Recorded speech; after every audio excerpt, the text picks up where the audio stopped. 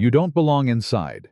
That's what they told Ruth Baker, and they meant it as a verdict. She was standing alone in the frost outside Kingsley Manor, forgotten, dismissed, sent to wait with the horses like she was no different from the luggage.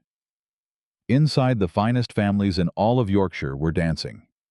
She was telling herself she wouldn't cry when Oliver Kingsley, the landowner, the most powerful man in Yorkshire, the man every family in that room wanted for their daughter, walked past all of them, straight to her. "Why are you standing outside?" What happened next silenced an entire ballroom. And it started something neither of them could take back. For every woman who was ever told she wasn't enough, this story is yours. Subscribe and stay close. The invitation had never been meant for her. Ruth Baker understood that before the carriage even rolled to a stop on the gravel drive of Kingsley Manor. She understood it in the way the Ashford family had handed her a wool cloak that morning instead of a dress. She understood it in the way Mrs. Ashford had looked her over at the door and said without a single flicker of guilt, "You'll manage the younger children's wraps in the hall, Ruth, and then you'll wait outside with Harris and the coach." Not a question, not a request, a sentence handed down like a verdict. Ruth had nodded. She had learned over the years that followed her father's death that nodding was safer than speaking. That silence worn correctly could pass for dignity, when dignity was the only thing left a woman could claim for herself. The manor rose ahead of them in the winter dark. A great stone house, 3 stories of lit windows throwing golden light across the frozen ground. Kingsley Manor. Every family in Yorkshire with any name worth carrying had come tonight. The carriages were lined up along the drive like a procession, coachmen calling low to their horses, breath rising in pale clouds. Ruth stepped down from the Ashford carriage with the children's wraps folded across her arm. She carried them inside through the servants' entrance, past 2 footmen who didn't look at her, past a row of hooks where fur-trimmed cloaks already hung like trophies. She hung the Ashford wraps at the far end. She smoothed them with her hands. Then she turned around and went back outside. Because that was what she had been told to do. Harris, the Ashford coachman, was standing with his horse and 2 others, a man from the Pemberton household and an older driver she didn't recognize. They nodded at her. Coachmen were decent enough by and large. They didn't talk much and they didn't ask questions, which Ruth had come to believe were 2 of the finest qualities a person could possess. She pulled her wool cloak tighter and stood near the wheel of the Ashford carriage. Inside the manor, the music had begun. She could hear it, a lilting, formal melody that rose and fell through the lit windows above her. She could see shadows moving against the glass. Women in pale gowns, men in dark coats, all of them moving in the warmth and the light, all of them belonging to something Ruth had been standing outside of her entire adult life. She didn't let herself feel it. Feeling it too much was a luxury she couldn't afford. Instead, she thought about the ledger she had noticed in Mr. Ashford's study 3 weeks prior. A ledger with a series of figures that hadn't balanced. Numbers that had nagged at her the way a loose thread nags at a careful hand. Quietly, persistently, impossible to ignore. She had said nothing, of course. It wasn't her place. Mr. Ashford had made that very clear when she had once made the mistake of mentioning a discrepancy in the household accounts. "You manage the library, Miss Baker," he had said. "Leave the figures to those who understand them." She had gone back to the library. She had shelved her silence alongside the books. But the numbers stayed with her. They always did. She was still turning them over in her mind when she heard footsteps on the gravel, unhurried, measured, the kind of footsteps that belong to a man who is entirely accustomed to being wherever he happens to be standing. She didn't look up immediately. Coachmen moved. Footmen moved. Men came outside to smoke pipes and complain about the weather. Ruth had long since learned to make herself invisible enough that none of them took particular notice. But this man stopped. Not near the horses, not near the other coachmen. He stopped a few feet from Ruth Baker in the cold dark, and he simply looked at her. She raised her eyes. How was tall? Not imposing in the way of men who use their height as a weapon, but solid, a man who had spent real time out of doors, who carried himself with the quiet confidence of someone who had no need to announce his own importance. His coat was well made, but not showy. His face was angular, serious, a few years past 40, if she had to guess, with dark eyes that were fixed on her with an expression she couldn't immediately name. Not pity, not condescension, something closer to genuine inquiry. "Why are you standing out here?" His voice was even, direct. No performance in it. Ruth met his gaze without flinching. That at least was something she had never been able to train out of herself, no matter how useful flinching might have been. "Because people like me aren't expected inside, sir." How was quiet a moment. Not the quiet of a man who didn't hear her. The quiet of a man who heard her very well and was considering what she had said with more seriousness than she had expected. "Who told you that?"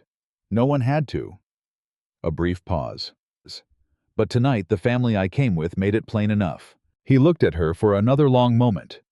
Not through her. At her. Ruth Baker had spent years being looked through.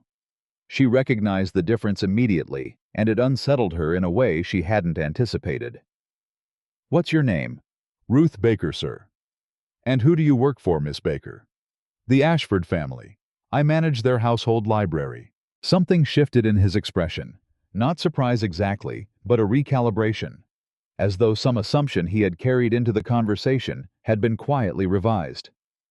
"A librarian." "Yes, sir." "Sent outside to wait with the coachman." She didn't answer that. It didn't need answering. He glanced toward the lit windows of the manor. The music had shifted something slower now, more formal, the opening measures of the first real dance of the evening. Then he looked back at her, and his jaw had set in a way that suggested he had made some private decision. He extended his hand. Ruth stared at it. "Come inside, Miss Baker." She didn't move. "Sir, I'm not a guest." "You're about to be." "The Ashfords will—" "The Ashfords," he said very calmly, "are guests in my house, which means that I and no one else decide who belongs inside it." His hand was still extended, patient, unwavering. "I'm Oliver Kingsley, and I'm asking you, not ordering you, but I am asking." Oliver Kingsley, the landowner, the owner of this house, this ground, this entire estate. The man whose name was on every deed, every boundary stone, every tenant agreement for 20 miles in any direction. Ruth looked at his hand. She had spent 5 years learning to make herself small. 5 years since her father's death had stripped away every protection she'd ever had and left her dependent on the goodwill of families who extended that goodwill the way they might toss a coin without looking, without caring particularly where it landed. 5 years of folding herself into corners, of swallowing her own opinions, of watching men with half her intelligence make decisions about land and figures and people's livelihoods while she said nothing. "One day I will enter a room where I am invited." She had whispered it to herself not 20 minutes ago. She hadn't known anyone was listening. Maybe the universe had a sense of irony after all. She placed her hand in his. His grip was firm and brief. A working man's handshake, not the limp-fingered courtesy she'd seen men offer women they didn't particularly respect. He simply took her hand and walked with her toward the front door of Kingsley Manor, and he held it open himself, rather than waiting for a footman, and he brought her into the light. The entrance hall was warm. The smell of candle wax and pine and something sweet mulled wine perhaps rolled over her in a wave that was almost dizzying after the cold. Ruth kept her spine straight and her eyes level. She had walked into rooms before. She could walk into this one. They came through the archway into the main hall, and the music stopped. Not all at once.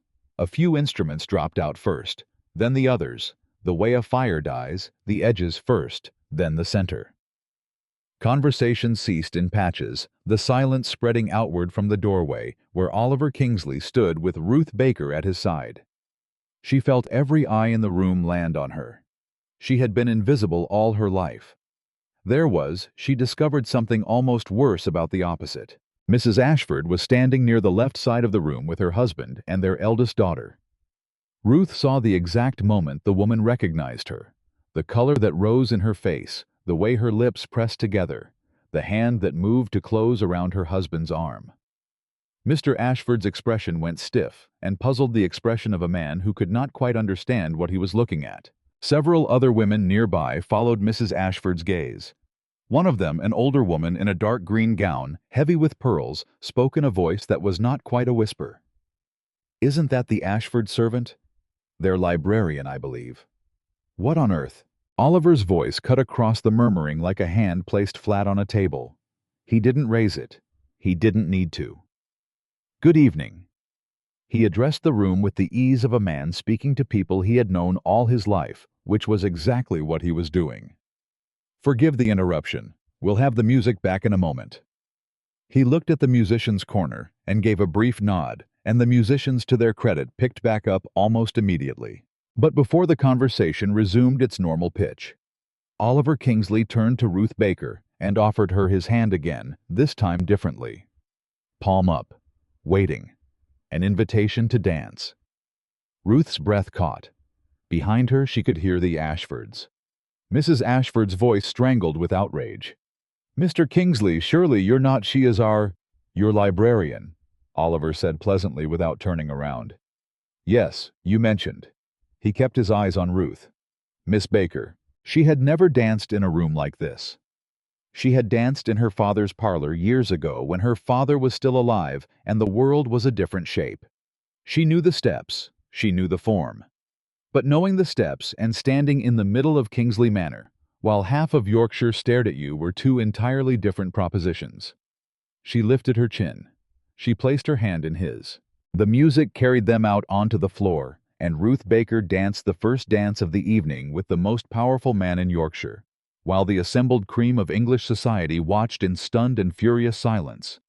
She did not look at Mrs. Ashford. She did not look at any of them. She looked at Oliver Kingsley, who was watching her with the same direct, careful attention he had given her outside in the cold, and she thought, he is not performing this. Whatever this is, it is not theater. You're a good dancer, low enough that only she could hear it. My father taught me. What did your father do? The question was asked genuinely, not as an attempt at conversation, but as a real inquiry, the kind of question a man asks when he actually wants to know the answer. Ruth considered him for a moment. He was an estate manager. A very good one. Something passed across Oliver's face, a flicker of recognition gone almost before it appeared. Baker, quietly, as though testing the name against some memory. Thomas Baker, Ruth said. He died 5 years ago. Oliver didn't say he was sorry, which she appreciated. Men who had never met her father saying they were sorry for losing him had always felt hollow. Instead, he went quiet for a moment, in the way he'd gone quiet outside, not absent, but actively still. I believe I knew of him, he said finally. The dance carried them through a slow turn. Around them, Yorkshire's finest had resumed their conversations, though Ruth could feel the glances coming at her like little darts. She ignored them. She had been ignoring darts her entire life. He was well regarded, Oliver continued, among men who manage land seriously. How was the finest estate manager in the north of England, Ruth said simply. And when he died, the family he'd spent 20 years protecting took the credit for everything he built and told his daughter she was welcome to find work elsewhere. She hadn't intended to say that. It came out with a flatness that surprised her, not bitterness exactly, but the particular weight of a thing that has been carried so long it has worn grooves into the person carrying it. Oliver looked at her steadily. Which family? She shook her head. It doesn't matter now. It matters to me. Why? Because a man who manages land well is worth more than the land itself. And treating his daughter like a discard says a great deal about the people doing the discarding. The dance ended. They stood at the edge of the floor as the other couples separated and reformed for the next set. And for a long suspended moment, Ruth Baker and Oliver Kingsley simply looked at each other. Then Mrs. Ashford appeared at Ruth's elbow, her voice barely contained. Miss Baker, a word. The word was not a request. Ruth excused herself with a small nod to Oliver. She followed Mrs. Ashford to a corner near the fireplace, where the woman turned on her with a fury that had been compressed very barely into something that could pass for a private conversation. I don't know what you think you are doing, Mrs. Ashford said, each word precise as a pin, but you will go outside immediately. You will wait with Harris, and when we leave tonight, you will say nothing to anyone about what just occurred. Do you understand me? Ruth looked at her. She had been looked at this way before: the trembling nostrils, the high color, the eyes that communicated absolute certainty, that the person before them was a lesser order of creature. She had always dropped her gaze. She had always folded. She had always nodded and gone where she was sent. "No," Ruth said. Mrs. Ashford blinked. "I beg your pardon. I said no, Mrs. Ashford." Ruth's voice was steady. Not loud, not aggressive, just level. "Mr. Kingsley invited me inside his home. I am not going back outside." The woman's face went through several expressions in rapid succession. "You are a servant in my household." "I manage your library," Ruth said. "I am not your property. If you remain in this room—" Mrs. Ashford said, her voice dropping to something that was almost threatening in its quietness. "I will let you go. First thing tomorrow. Do not think I won't." Ruth thought about the library. The familiar smell of it. The way she had organized it over 3 years, alphabetized and categorized and repaired, had created a small and decent order in a world that had offered her very little of either quality. She thought about the room she rented above the Ashfords' carriage house, which was cold in winter and hot in summer, and cost nearly all of what Mrs. Ashford paid her. She thought about standing outside in the frost, waiting with the horses, because people like her weren't expected inside. "Then let me go." She turned and walked back toward the main hall. Oliver was speaking with a gray-haired man near the windows when Ruth returned, but he saw her cross the room and something in his posture changed, a very slight alertness, the way a person's body shifts when they are monitoring something they care about. She did not go to him. That would have been too much, and she understood enough about how these rooms worked to know that there were limits even to what the landowner's invitation could shelter her from. Instead, she found a quiet position near the wall close enough to the warmth of the room to benefit from it, and she stood straight and watched. She watched how the evening worked. Who spoke to whom? Who avoided whom? Which men went to which women and which women turned away? Which conversations were performances and which were genuine? She had always watched rooms this way. It was the habit of a person who had been excluded from them. She noticed Oliver Kingsley, whenever he moved through the space, created a kind of clearing around himself, not because people were afraid of him, but because they oriented toward him. He was the gravitational center of the room. Men came to speak with him about business. Women came to speak with him about their daughters. He received all of it with the same measured, slightly guarded courtesy, and she could see clearly that he found nearly all of it deeply tedious. She noticed something else. The older woman in the dark green gown, the one who had remarked on Ruth's presence, was speaking now with Mr. Ashford. They were standing at an angle that suggested they didn't want to be overheard, and Mr. Ashford's expression was the expression of a man receiving information he found inconvenient. Twice he glanced in Ruth's direction. She filed that away. An hour into the evening, a young man barely more than a boy, 20 at most, with the Pemberton family crest on his lapel, approached the wall where Ruth was standing. He was slightly flushed, whether from wine or nerves, she couldn't tell. "Are you truly a librarian?" he asked with the earnest bewilderment of someone who has just seen a dog perform an unexpected trick. "I truly am." "And Mr. Kingsley just invited you in." "He did." The young man considered this. "My mother is furious," and he sounded almost admiring. "Most of the room seems to be." "Yes, but you don't seem frightened." Ruth looked at him.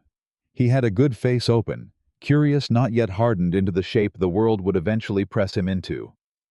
"I've been frightened before. It didn't help much, so I've mostly given it up." He laughed a surprised, genuine laugh, and then looked startled at himself. He bowed slightly, which she hadn't expected, and moved away. She turned back to watching the room. Oliver was alone for a moment, standing near the archway that led to the corridor, a glass in his hand. He caught her eye and did something unexpected. He raised the glass very slightly in her direction. Not a toast. More like an acknowledgement. She dipped her head once in return. A woman in cream silk materialized at Oliver's elbow. Miss Hargrove. Ruth had heard her name earlier. The only daughter of Lord Hargrove, considered by every matchmaking mother in Yorkshire to be the most eligible woman at the gathering. She was beautiful in a studied, perfectly arranged way, and she placed her hand on Oliver's arm with the confidence of someone who had calculated this moment. Mr. Kingsley, warmly enough that the warmth was clearly designed to be observed, "I do hope you'll save a dance for me this evening. It would be such a shame to end the night without it. Oliver looked down at her hand, then at her face. "I'm afraid my dancing is done for the evening, Miss Hargrove." Her smile held, but something behind her eyes flickered. "Oh, surely." "The cold air does something to my knee," he said pleasantly. "Old injury. My apologies." He moved with perfect courtesy out of her reach. Miss Hargrove's gaze swept the room and landed on Ruth Baker. The look she sent across the space was cool and absolute, the look of a woman calculating a threat and its precise dimensions. Ruth met it without flinching. She was getting good at that. Near midnight, the Ashfords made their departure. Mr. Ashford came to find Ruth with the look of a man performing an unpleasant errand. "We're leaving," he said shortly. "I'll find my own way home," Ruth said. He stared at her. "I beg your pardon. I said I'll find my own way home, Mr. Ashford. Miss Baker, this is entirely. Harris will have your carriage ready." She met his gaze with the same steadiness she had offered his wife. "Good evening, sir." He left. She wasn't entirely sure how she was going to get home as it happened. The village was 3 miles from the manor. In the dark and cold on foot, that was not a comfortable proposition. But she had said what she'd said, and she found she didn't regret it. "Miss Baker." Oliver was at her shoulder. She hadn't heard him approach, which said something about how thoroughly the last few hours had rattled her usual attention. "I've told Mrs. Hadley to have a room prepared. If you'd rather not walk 3 miles in the frost tonight." She turned to look at him. "That's very kind, sir, but I couldn't. It is a large house. There's no imposition." A pause. "And I'd like to speak with you in the morning if you're willing. About your father. About Thomas Baker." Something in her chest contracted very slightly. "What about him?" Oliver looked at her with the same quiet directness that had characterized every exchange between them that night. "Because I think that what was done to you and to his memory was wrong, and I would like to understand it better." He didn't say more than that. He simply waited the way he had waited in the cold outside, hand extended, giving her the choice.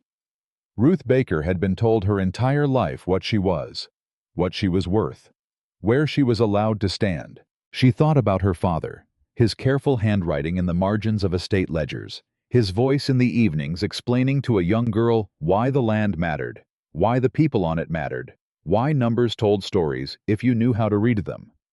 She thought about standing in the cold, watching candlelight through windows. "All right. In the morning, then."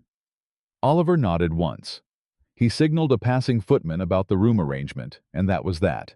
Ruth stood in the gradually emptying hall of Kingsley Manor, the music winding down, the candles burning lower, the last of Yorkshire's finest, pulling on their cloaks and murmuring to one another in voices that carried the particular pitch of people who had witnessed something they would be discussing for a considerable time.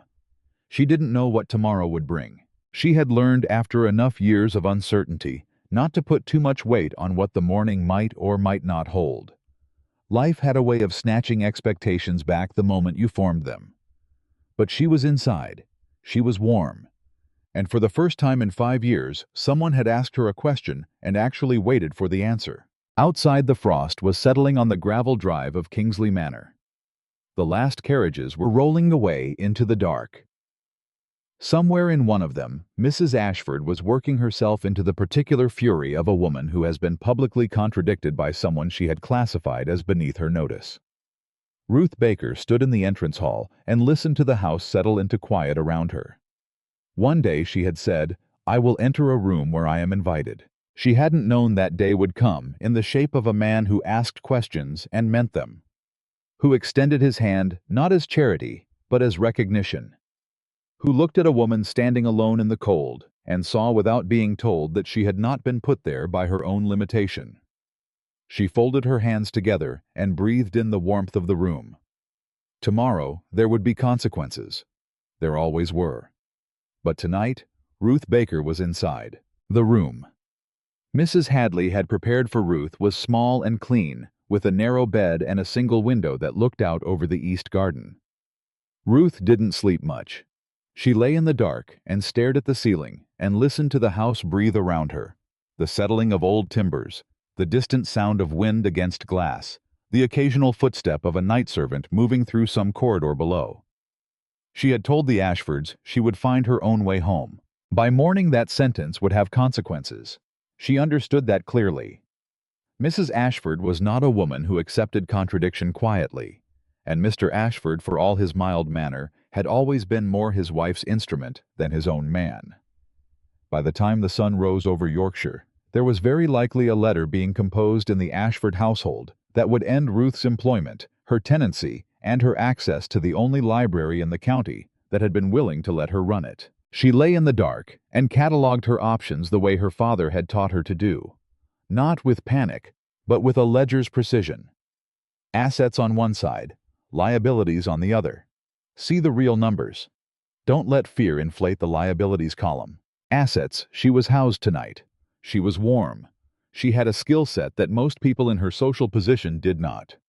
A thorough working knowledge of estate management, land records, tenant agreements, and agricultural accounting absorbed over years of watching her father work, and then after his death quietly applied to every household she had served in, whether or not anyone had asked her to apply it. Liabilities: she had no family, no income beyond what the Ashfords paid her, no formal credential that any respectable employer would recognize. And she had publicly refused a direct order from her employer in front of half of Yorkshire. She stared at the ceiling. The liabilities column was longer. It almost always was. But somewhere in this house, Oliver Kingsley had said he wanted to speak with her in the morning. About her father. About Thomas Baker.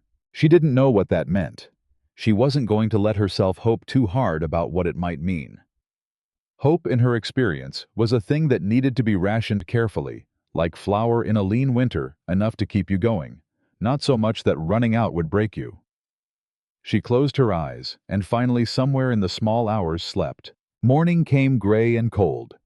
Ruth dressed without a mirror. She had long since learned to manage that, and went downstairs to find Mrs. Hadley, the housekeeper, waiting for her in the corridor outside the kitchen with an expression of studied neutrality.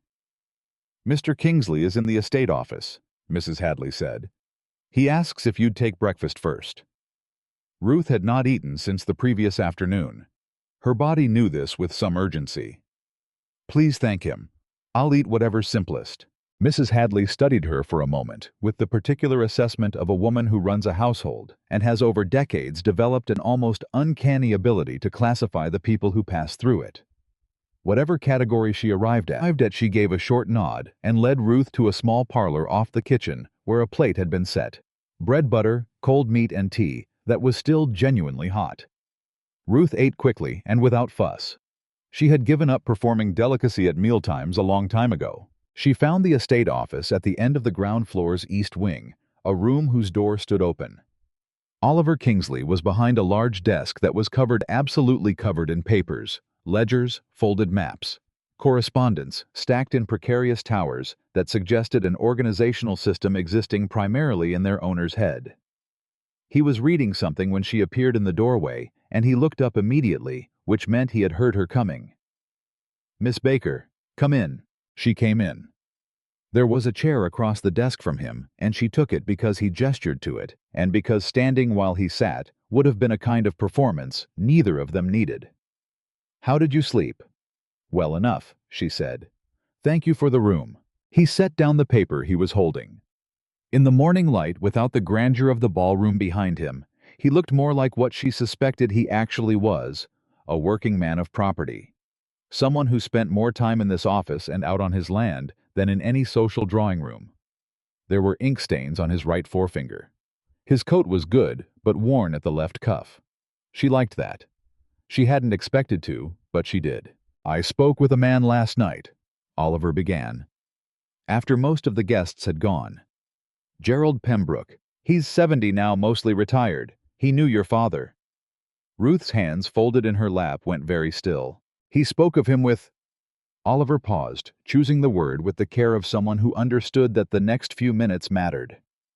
"With something close to reverence, Miss Baker. He said Thomas Baker had saved the Pembroke estate from a drainage crisis in 1806 that would have cost them half their productive farmland. Said your father worked for 3 months on the problem and refused to leave until it was solved." "He did," Ruth said. Her voice was steady. She had learned to keep it steady when talking about her father. The northern fields were flooding every spring. He redesigned the entire drainage system, took the tenant farmers into his confidence and worked with them directly. A pause. They gave the credit to Lord Pembroke's steward when they published the agricultural report. I know. Oliver looked at her without flinching. Gerald told me that too. The silence that followed was not uncomfortable. It was the silence of two people sitting inside the same understanding of something that had been wrong for a long time. Which family, Oliver said then, took the credit for your father's work after he died? She had declined to answer that question the night before. This morning in the sober light, she considered it differently. Oliver Kingsley had already demonstrated in the space of roughly 12 hours that he was a man who asked questions for reasons, not for gossip, not for social leverage, but because he believed the answers mattered. The Whitfield family, she said. Northgate Estate, northeast of Harrogate. My father spent 11 years building their estate management system from near ruin. When he died, Sir Edmund Whitfield told me that my father's records were property of the estate. He gave me 2 weeks to vacate the cottage and £20 as what he called a consideration. Oliver's expression didn't change dramatically, but his jaw tightened just slightly in a way that told her the information was landing somewhere real. £20, he said. £20, she confirmed. For 11 years of work that saved a 3,000-acre estate. Oliver was quiet for a moment. Then, what did you do? I found work. I moved 3 times in the first year.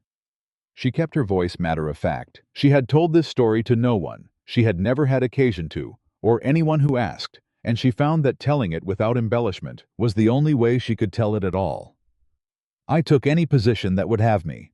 Governess for 18 months until the family moved abroad. Cook's assistant briefly, though I was terrible at it. Then the Ashfords needed someone to manage a library, and I was very good at that. I imagine you were. He said it simply without flattery. Libraries are organized systems, Ruth said. So is estate management. The underlying logic isn't so different. Something in Oliver's expression shifted, a quickening of attention, almost imperceptible but there. Tell me what you mean by that. She looked at him. Are you asking seriously? I don't ask questions other ways. She believed him. She talked for nearly an hour.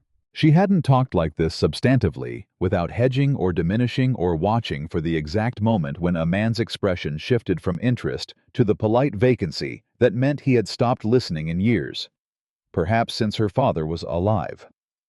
Thomas Baker had been the one person who had always listened to Ruth Baker the way Oliver Kingsley was listening now, directly, without condescension, following the logic of what she was saying, rather than cataloging her inadequacy as a woman for saying it. She talked about her father's methods, about the way he had understood that an estate's health was not measured in the grandeur of the main house, but in the condition of the tenant farms, the maintenance of the infrastructure, the investment in the people who worked the land. About the specific accounting systems he had developed. Systems she had internalized so thoroughly over years of watching him that they lived in her, the way language lives in a person, below the level of conscious effort. And as she talked, she watched Oliver Kingsley's face, and she saw something she had not expected to see. Recognition. Not the polite recognition of a man pretending to follow. Real recognition. The expression of someone hearing ideas that align with beliefs. He already holds beliefs he may not have known anyone else shared. My father managed this estate very differently, Oliver said when she had finished. He was looking at the papers on his desk, with an expression that suggested the papers at this moment represented something larger than themselves. He believed the land produced wealth for the family, full stop. The people on it were instruments, necessary ones but instruments. And you disagree. I've disagreed since I was about 14 years old, and watched my father turn out a family of tenant farmers in November because they were 2 months behind on rent. His voice was level, but there was an old anger compressed inside it, the kind of anger that has been managed for so long it has become structure rather than heat. They had 3 children. The youngest was an infant. It was... He stopped. It was wrong. I knew it was wrong when I was 14, and I have not changed my view.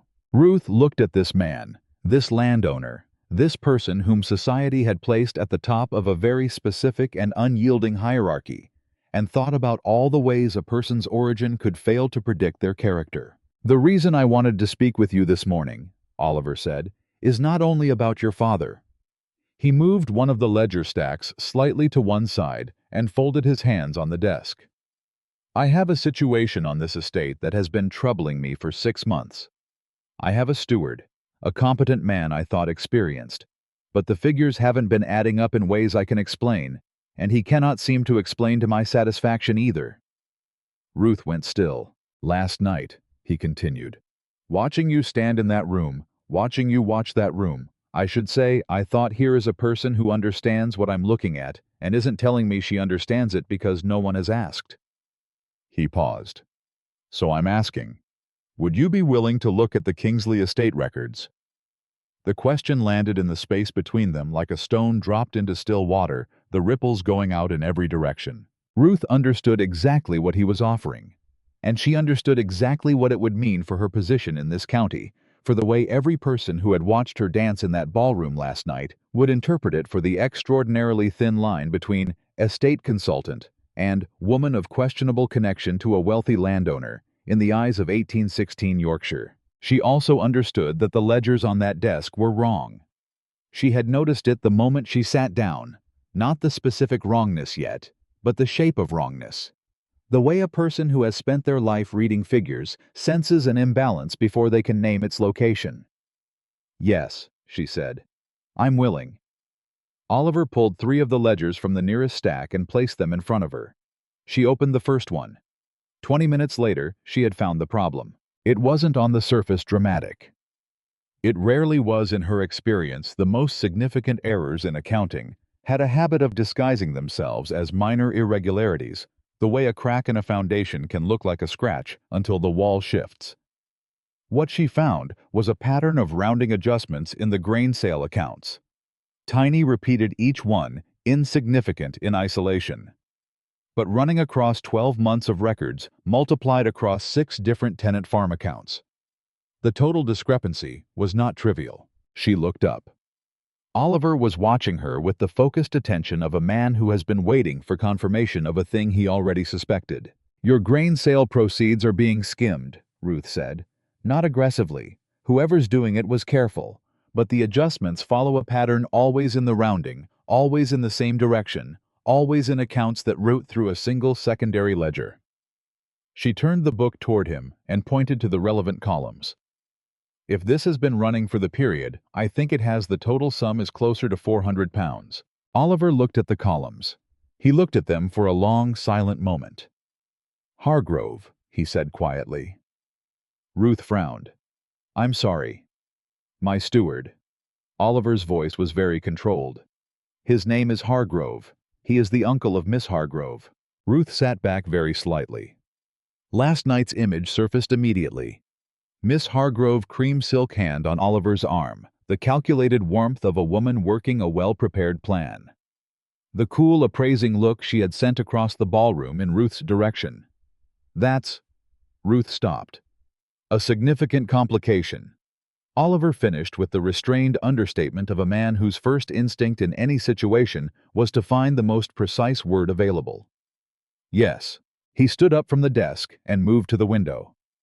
Ruth watched his back, the set of his shoulders, the particular tension of a man rearranging his understanding of a situation that was larger than he had known. "How long have you suspected something was wrong?" she asked. "Since April." He turned back. "I raised it with Hargrove. He provided explanations. The explanations were adequate on the surface. But they didn't satisfy you. Nothing about this estate's accounts for the past 2 years has satisfied me." He came back to the desk and looked at the open ledger. "I hired Hargrove on a recommendation from Lord Hargrove himself. He came with excellent credentials and a very confident manner." "Confident manner is often the primary credential of people who intend to steal from you," Ruth said. A beat of silence. Then Oliver made a sound that was almost a laugh, not quite but close enough that Ruth recognized it as the compressed version of one. "Your father, Miss Baker, was he also this direct?" "He was considerably more direct. I've spent 5 years learning to moderate it. Oliver pulled the second ledger toward himself and compared a column of figures to the first one she had shown him. His face as he did this was absolutely focused, not angry, not rattled, simply present in the way of a man who has decided that whatever comes next, it will be met with clear eyes. Then a knock at the office door. Both of them looked up. A young footman stood in the doorway, with the slightly apprehensive expression of someone delivering news he anticipates will be unwelcome.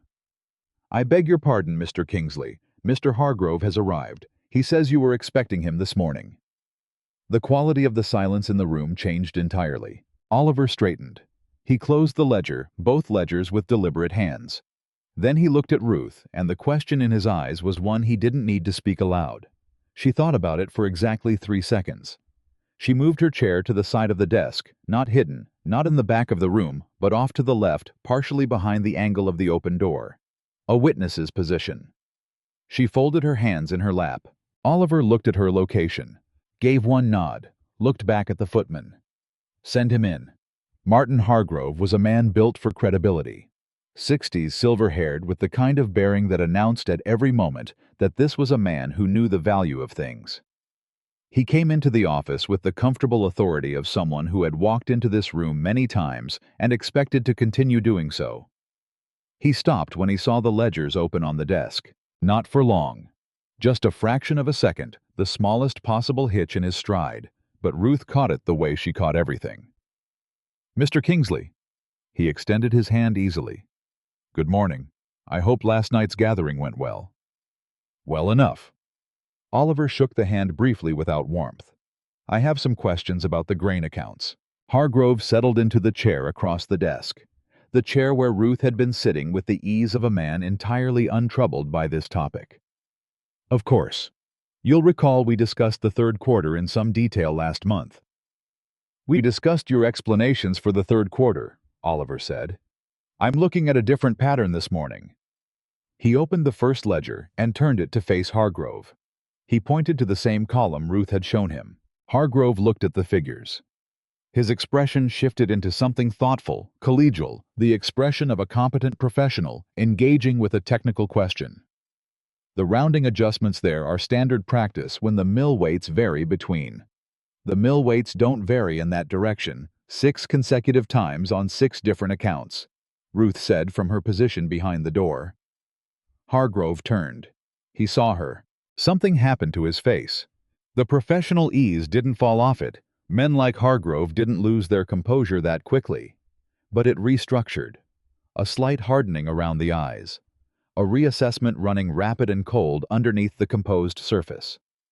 "I'm not sure I've had the pleasure," he said with a courtesy so thin you could read print through it. "Miss Baker was kind enough to review the records this morning," Oliver said. His voice had the same evenness it had held since Hargrove walked in. "She identified the pattern." "Miss Baker." Hargrove's gaze moved over her with the particular quality of a man calculating whether she was a threat and how seriously she needed to be managed. "And Miss Baker's expertise in estate accounting comes from—" "Her father was Thomas Baker," Oliver said. The name landed. It was subtle. Hargrove was too experienced to give a large reaction, but the pause before he continued was a quarter beat too long. "I see." His attention moved back to Oliver. "Mr. Kingsley, I appreciate the thoroughness of this review, but I do think a more complete examination of the context behind these figures would clarify." "I'd like that examination," Oliver said. "I'd like it today. I'd like you to go through every grain account from the past 24 months with Miss Baker present, and I'd like a full accounting of every rounding adjustment made in that period." Silence. Hargrove looked at Oliver with the expression of a man reassessing how a situation he had believed thoroughly managed had arrived at an inconvenient turning point. He looked at Ruth. He looked back at Oliver. Surely, with a careful smile. "This is a matter for the estate's professional staff, not a what?" Oliver asked. The question was asked quietly, with complete stillness.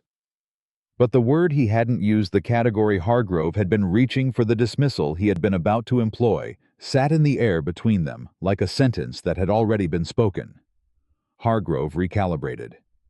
A person unfamiliar with the full scope of the estate's operations. She identified a 400-pound discrepancy in 20 minutes, Oliver said. I'd say she's become fairly familiar. He held the other man's gaze with a steadiness that was more unsettling than any raised voice would have been. Today, Hargrove. All the records. My office. After Hargrove left, moving with the controlled gait of a man, recalculating very quickly behind a composed exterior. The room was very quiet. Ruth let out a slow breath. He'll be at his niece's house within the hour. If Miss Hargrove has any of the documentation, or if she's been involved in— She hasn't, Oliver said. He said it without complete certainty, but with enough weight that Ruth understood he had some reason for the belief. Eleanor Hargrove is many things, but she's not her uncle. Ruth thought about the cream silk, the calculated hand on his arm. You know her well.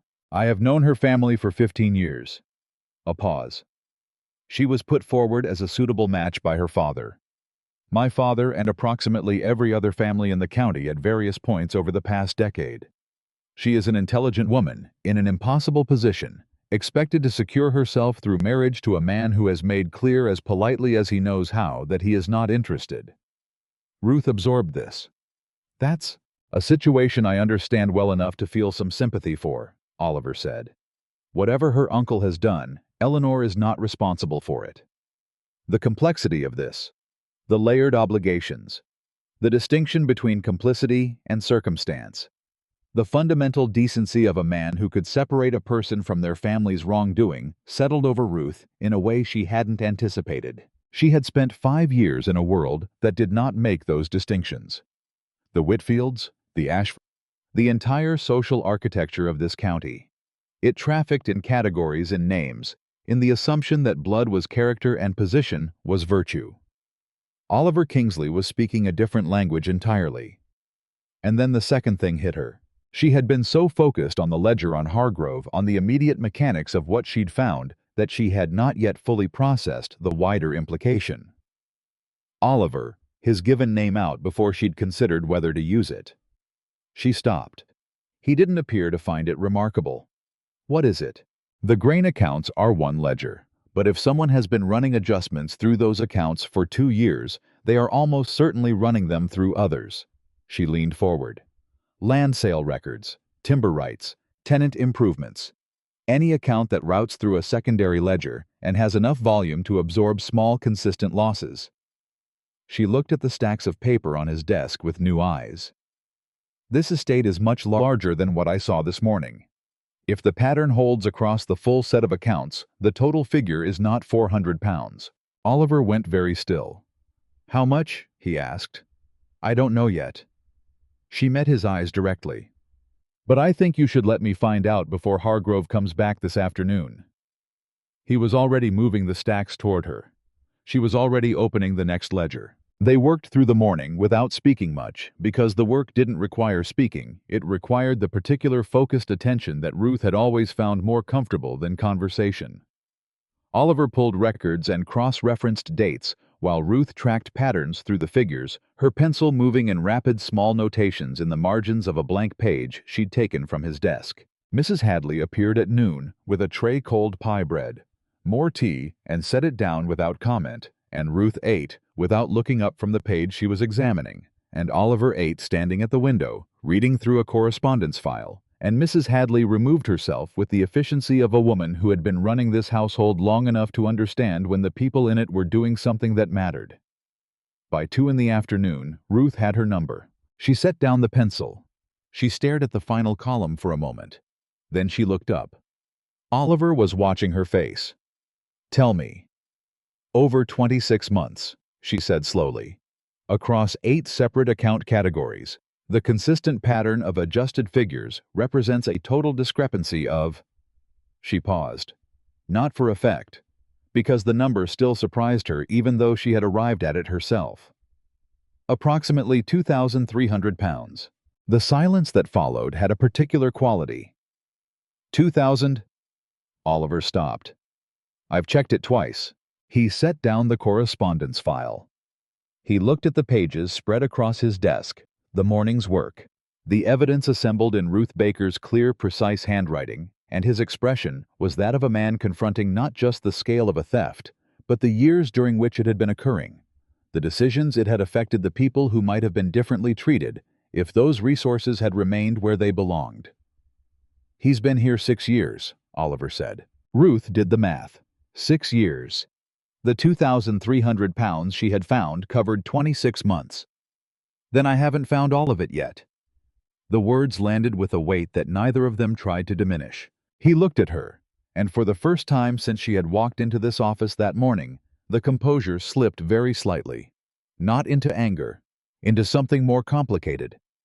The expression of a man realizing that the ground under a structure he had built with care was not what he had believed it to be, and that rebuilding it will take exactly the kind of work he has no guarantee he can do. "Miss Baker, I owe you considerably more than I know how to express at this moment." "You don't owe me anything," Ruth said. "You asked a question and I answered it. I invited you into my home and gave you a plate of bread and cold meat, and then asked you to do 6 hours of forensic accounting." She almost smiled. "The bread was very good." He looked at her for a moment, that same steady, direct look she had encountered for the first time in the cold outside what felt like several lifetimes ago, but was actually less than 20 hours. Then he said something she had not expected. "I would like you to stay." Ruth's breath stopped briefly. "I beg your pardon." On the estate, with a precision that was either very careful or very much aware of how the other interpretation might have landed. "As a formal advisor on the estate accounts, not a servant's position, a professional engagement salaried with appropriate standing." He paused. "The estate needs someone who understands what I've just learned it's been missing, and you need—" He stopped himself there. "A position," she said quietly. "I was going to say a situation that reflects what you're actually worth," he replied. "But yes, also a position." The afternoon light was moving across the office. Somewhere on the east side of the estate, she could hear the sound of a horse in the yard. Hargrove perhaps already returned, or a field hand, or simply the ordinary life of a large property continuing to move around the edges of this room. Ruth Baker thought about the Ashfords' carriage house in winter. She thought about her father's voice. "See the real numbers, Ruth. Don't let fear inflate the liabilities column." She thought about a woman in wool standing in the frost watching light through windows. "Mr. Kingsley." "Oliver." She looked at him. "Oliver. Before I answer, you should understand that if I stay here and work on these accounts, what I find may be considerably worse than what we found today. And the process of addressing it will create enemies in this county. Hargrove has connections. His niece has connections. And the people who watched you bring me into that ballroom last night are already. I know what they're saying." He didn't look away. "I don't particularly care. You should care at least enough to account for it." "I've accounted for it." A pause. "I've been accounting for what this county thinks of me for 35 years. I find I've grown less attentive to the calculation." He held her gaze with something that was quieter than defiance, but more resolute than indifference. "Will you stay?" Ruth Baker was not a woman who made decisions carelessly. She was not a woman who trusted easy or quickly, or on the basis of a single night and a single morning, no matter how unlike any other night and morning those particular ones had been. But she had found 2,300 pounds in a morning, and the man across the desk was looking at her the way her father had looked at ledgers, with the absolute conviction that the numbers mattered, that what they represented mattered, that the truth they told was worth whatever it cost to hear it. "Yes, I'll stay." Outside, the afternoon was already darkening toward an early winter dusk. Somewhere in the east wing, a door opened and closed with a sharp, purposeful sound. Hargrove had returned. Hargrove walked into the office like a man who had spent the past 3 hours deciding exactly what kind of man he was going to be. Ruth recognized the posture immediately. She had seen it before, not in estate stewards, but in the families who employed them. The set of the shoulders that said, "I have considered my position, and I have decided that attack is safer than retreat." The particular stillness of a face that has been composed very deliberately into an expression of aggrieved reason. He looked at Ruth first, then at Oliver. "Mr. Kingsley," he said with a formality that had replaced this morning's ease entirely, I would prefer to conduct this conversation privately. Miss Baker stays, Oliver said. He didn't frame it as a negotiation. Hargrove's jaw moved very slightly. She is not a member of this estate's staff. As of this morning, she is. Oliver settled back in his chair. Sit down, Hargrove. The instruction landed like a stone in still water. Something crossed Hargrove's face, the flash of a man recalculating how badly outnumbered he already was. He sat. Oliver set the open ledger between them and placed one finger on the column of adjustments Ruth had identified that morning. Walk me through these, all of them, starting with January of last year. Hargrove looked at the column. He looked at it with the expression of a man who has known this column was there and has been constructing for some time a set of explanations sufficient to cover it. Mill weight variance, he began. The Coulter Mill changed their measurement standard in early. The Coulter Mill uses the same standard they have used for 30 years, Ruth said. I verified it this morning with your own correspondence file. There are 3 letters in your records from the mill manager confirming consistent measurement protocols. Hargrove turned to her. The look he gave her was not heated. It was colder than that, the deliberate cold of a man who wants her to understand the precise dimensions of his contempt. Miss Baker, with respect, the letters are dated February, June, and September of last year. She continued, her voice steady as a ruled line. All 3 confirm standard bushel weights. If the mill's standard had changed, the manager's correspondence would reflect it. It does not. The silence that followed was the kind that has teeth. Hargrove looked back at Oliver. I'm not certain where this young woman obtained her. Her father was Thomas Baker. Oliver's voice was very quiet. Estate manager, regarded throughout the north of England as one of the most rigorous men in the profession. She grew up reading ledgers the way other children read primers. A pause. She found the discrepancy in 20 minutes. She spent the last 6 hours finding the rest of it.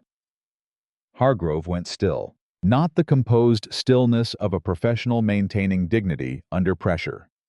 The stillness of a man who has just learned that the ground he was standing on has already been excavated. The rest of it, he repeated. 26 months of records across 8 account categories, Ruth said. 2,300 pounds conservatively. The number sat in the room. Hargrove's careful face did something she hadn't expected. It didn't crumble. Men like him didn't crumble easily. They had too much practice, but it thinned the way a mask thins when the face behind it stops believing in the performance. He looked at the desk. He looked at the stacked ledgers. He looked at the morning's work spread in Ruth's handwriting across page after page. He understood what he was looking at. You can't prove intent, he said finally. Oliver looked at him with an expression. Ruth was beginning to recognize the expression of a man who has completed a calculation and is entirely clear on the result. I don't need to prove intent to terminate your employment and pursue recovery through the county magistrate. Hargrove's chin came up. Lord Hargrove will not. Lord Hargrove, Oliver said, will be receiving a letter from me this afternoon. I suggest you reach him before it does. He stood up, which effectively ended the conversation in the way that only standing up can when the other man is still seated. You'll have your personal effects removed from the estate office by tomorrow morning. The estate accounts will be secured this evening. Hargrove rose slowly. The composed, silver-haired authority that had walked through the office door an hour ago had been replaced by something smaller and more careful. He picked up his hat from the chair beside him. He looked at Ruth one more time. The look lasted perhaps 3 seconds. It communicated with remarkable efficiency that he held her responsible for this outcome and that he intended to remember it. Ruth held his gaze without expression. He left. The door closed. Oliver let out a long breath. Not a dramatic one, not a performance of relief. Just the breath of a man releasing something he had been holding tightly for several hours. He moved to the window. Ruth remained where she was. He'll go to Eleanor, yes. And she'll go to her father. Yes. And Lord Hargrove will... She stopped because she didn't know Lord Hargrove well enough to predict what Lord Hargrove would do, and she was rigorous enough about the limits of her own knowledge not to speculate past them. Lord Hargrove, Oliver said without turning from the window. is a proud man who has never in his life admitted that a member of his family did something wrong. He will deny it. He will characterize it as a misunderstanding. He will suggest very publicly that the confusion arose from incompetent review of the records. He paused. By a woman with no formal credentials and a personal connection to the estate owner. Ruth absorbed this. That's the story they'll tell. That's the story they'll tell. He turned. Are you all right with that? It was a genuine question. He was asking whether she had the stomach for what was coming, the public version of events that would frame everything she had done today as something other than what it was. The whisper campaign. The careful social machinery of people protecting their own. She thought about 20 pounds. She thought about 2 weeks to vacate a cottage. She thought about 5 years of silence, of nodding, of making herself small in rooms where she should have been standing up straight. I'm all right with the truth. The truth has the ledgers. Something in Oliver's face shifted, one of those small, precise movements she was beginning to learn to read, a compression of something that might have been emotion being managed by a man who managed things as a matter of deep, personal habit. Yes, he said quietly. It does. The next 3 days moved fast and hard. Oliver sent the letter to Lord Hargrove. Lord Hargrove sent a response that was in the careful language of formal correspondence, essentially a declaration of war. He did not admit wrongdoing. He did not acknowledge the figures. He wrote that he was gravely concerned about the influence of an individual of unclear standing and motivation who had been given inappropriate access to private estate documentation, and he strongly implied, without quite stating, that Oliver's judgment had been compromised by a personal interest in said individual. The letter arrived on a Wednesday morning. Oliver read it at the breakfast table, set it down, and ate the remainder of his meal in silence. Ruth, seated across from him with the third account ledger open beside her plate, read the letter when he passed it across without comment. She set it down too. He's going to make this about you and me. He's going to try. Oliver poured more tea with the unhurried movements of a man who has decided that other people's attempts at leverage are not going to alter his appetite. It won't work. It might work on the county's opinion. The county's opinion has rarely done anything useful for the people who actually live and work on this land. I've been fairly indifferent to it for a long time. He looked at her steadily. I'm more concerned about you, about what this does to your name. Ruth thought about her name.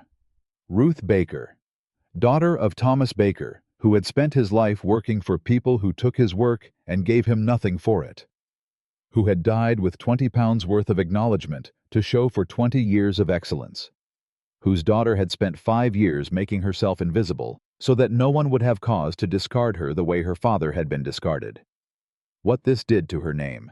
My name, she said carefully, has been on no one's lips for 5 years except as an afterthought. If it's going to be spoken aloud in this county, I would rather it be for finding 2,300 pounds that someone stole. Oliver looked at her for a long moment, then very quietly. Your father would have liked you a great deal. She wasn't prepared for that, the simplicity of it. She looked back down at the ledger before he could see her face do something she hadn't given it permission to do. The county was already talking. Ruth heard it in pieces. The way news always traveled in places where people had known each other too long. Fragments, whispers, the telltale silence that fell in certain rooms when she entered them on the handful of occasions she went into the village.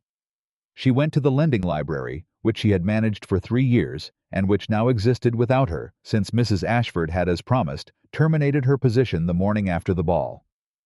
The woman who had replaced her, a nervous girl of 19, went very pink when Ruth walked in and asked whether her personal books had been retained. They had been put in a box, the girl said. In the back. Ruth collected the box without a word. On her way back through the village, she passed 2 women she knew by sight, wives of local merchants, women who had always been cordially indifferent to her before. They saw her coming and crossed to the other side of the street. She kept walking. She was almost at the edge of the village when she heard her name called from behind. She turned. Gerald Pembroke, the 70-year-old man. Oliver had mentioned the one who had known her father was moving toward her with the careful deliberateness of a man whose knees had opinions about uneven ground. He was carrying a walking stick and a large brown paper parcel, and he was slightly out of breath. "Miss Baker." He reached her and stopped breathing steadily. "I hoped I'd catch you." She waited. "I heard about the accounts. Word travels." He passed her the parcel. "Your father's survey maps. The northern field drainage work, the original plans. I kept them because I knew they'd matter someday." He held her gaze with the directness of a man who had lived long enough to be done with anything that wasn't the point. "Your father did that work. His name should be on it. I should have said so at the time." Ruth held the parcel. She looked at the old man. "Why didn't you?" she asked. Not with accusation, with genuine curiosity. He had the grace to look ashamed. Because Lord Pembroke was still alive, and he was not a man who thanked people for their opinions. He cleared his throat. "I am sorry for it, Miss Baker. Thomas Baker deserved better. So did you." She didn't say it was fine. It wasn't fine. But she recognized the weight of what he'd offered, the belated righting of a small part of a large wrong, and she accepted it for what it was. "Thank you, Mr. Pembroke, for keeping them." She carried the parcel back to Kingsley Manor. She was in the estate office unwrapping the survey maps on Oliver's desk, her hands careful, almost reverent, because they were her father's handwriting on every page. Her father's meticulous notations in the margins when Oliver walked in and stopped in the doorway. He looked at the maps. He crossed to the desk and looked more closely. His face changed. "These are the original drainage surveys for Pembroke's North Fields." "Yes." "Thomas Baker's work." He said it as a statement, not a question, recognizing the style of the draftsmanship, the way one professional recognizes another's handwork. "Gerald Pembroke kept them." She smoothed the edge of one map with her palm. "He says he should have credited my father publicly when the work was done." Oliver was quiet. He was looking at the maps with the expression she'd seen him wear when something landed with genuine weight. Not performative emotion, but the real private response of a person confronting something that costs them something to sit with. "Ruth." She looked up. "I need to tell you something." He moved to the chair across the desk. Her chair now, in the way that things become yours when you spend enough consecutive hours in them. He sat down. He folded his hands in the way he did when he was choosing words with unusual care. "When I first came into this estate 15 years ago, when my father died and I took over the management, I went through every record he had, every contract, every account, every agreement." She waited. "There was a survey report," he continued, "from 1809. A report on the western drainage issue, the one that had been flooding the lower pastures every spring and costing us 2 harvests in 3. The report was credited to a consulting firm out of Leeds. I paid them. Their invoice is in the records." He paused. "I want you to look at those survey maps, and then I want you to look at the 1809 report." Something in his voice. She looked at him directly. "Oliver, look at them first. Then tell me what you see." She looked. It took her less than 10 minutes. The draftsmanship was identical. The notation style, the measurement conventions, the particular way the drainage gradients were calculated and expressed, all of it was the same hand, the same mind. She set the 1809 Kingsley Estate drainage report beside the Pembroke survey maps and looked at both of them, and the conclusion was not a conclusion that required any particular analytical leap. "My father did this work." The words came out quietly, not with the shock they might have held if she hadn't already spent 5 years understanding exactly how the world had treated Thomas Baker's contributions. But they still hit something deep behind her ribs that she hadn't fully expected. "The Leeds firm billed me," Oliver said. "They provided a cover letter and a final invoice. But these are not their drawings. This is not their methodology." A pause. "I don't know how it happened. I don't know if my father arranged it this way deliberately, or if the Leeds firm subcontracted your father's work without his knowledge. But the work was his." Ruth pressed her hands flat on the desk. The maps were under her palms. Her father's maps. "He never told me," she said half to herself. "He may not have been able to, or he may not have wanted to burden you with—" Oliver stopped. "I don't know." She looked at the date on the Kingsley report, 1809. She would have been 17. Her father had still been alive, still working, still the most capable and least credited man in the north of England. He never received payment, not from the Leeds firm, not from... She stopped. I have no way of knowing that, Oliver said carefully. But if the Leeds firm subcontracted his work and billed me the full amount, then they kept the difference. She completed it without heat, which means this estate owes my father's estate for work he performed. She looked up. Which means it owes me. The gravity of the moment settled between them. Oliver met her eyes. His expression was the expression of a man who has arrived at this conclusion already and has been waiting for her to arrive at it too. Not to deliver it to her as a verdict, but to walk alongside her to it. Yes, it does.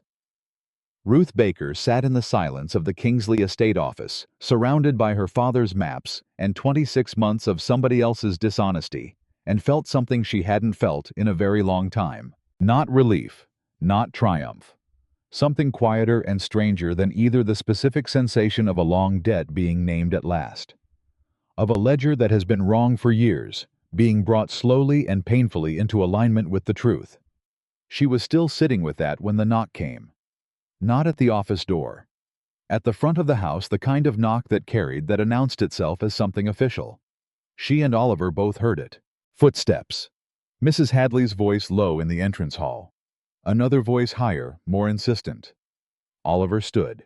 Ruth looked at him. He was already moving toward the door. Stay here, he said, and then caught himself and amended it. Or don't, it's your choice. She got up and followed him.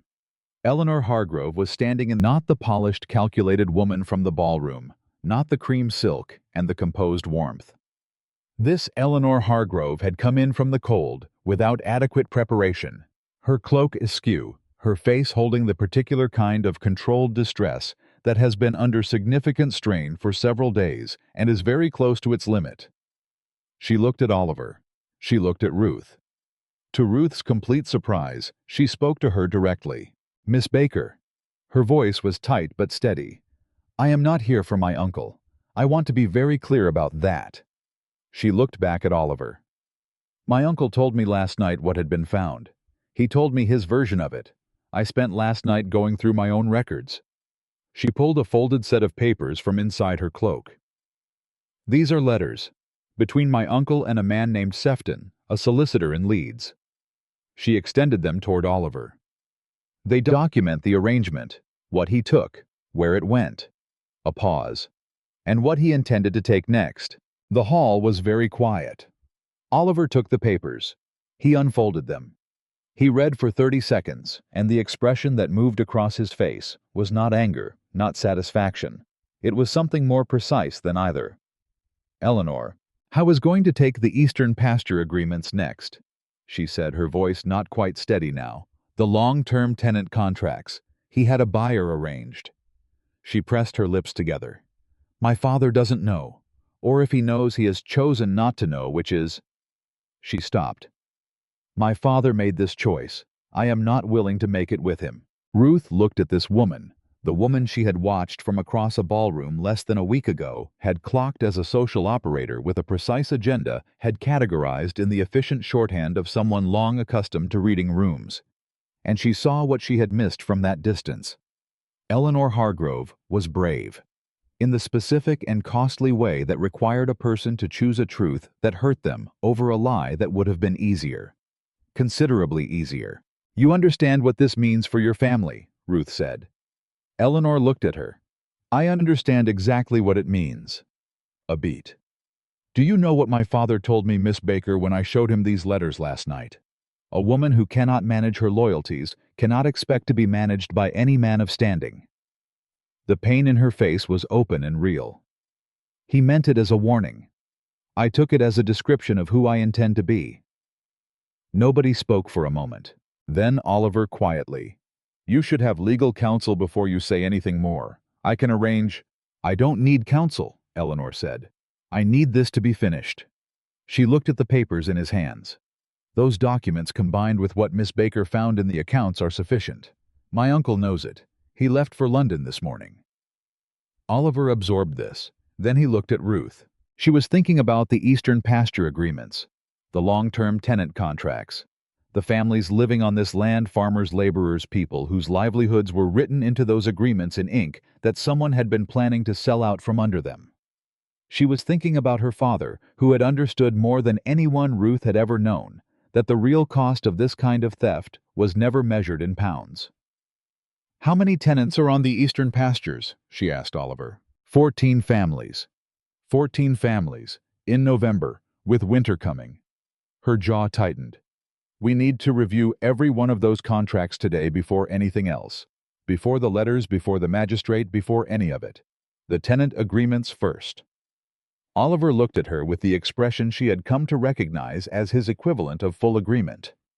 "I'll have Mrs. Hadley bring the files." Eleanor Hargrove was still standing in the hall, slightly at a loss, the distress of her errand having been absorbed into the practical machinery of what came next. Ruth looked at her. "Would you like tea, Miss Hargrove?" Eleanor blinked. Yes, thank you." The three of them moved toward the estate office, and if it was an unlikely procession, the landowner, the librarian's daughter, and the woman who had been put forward as a suitable match for one, and had just dismantled her own family's position to give the other the truth, none of them remarked on it.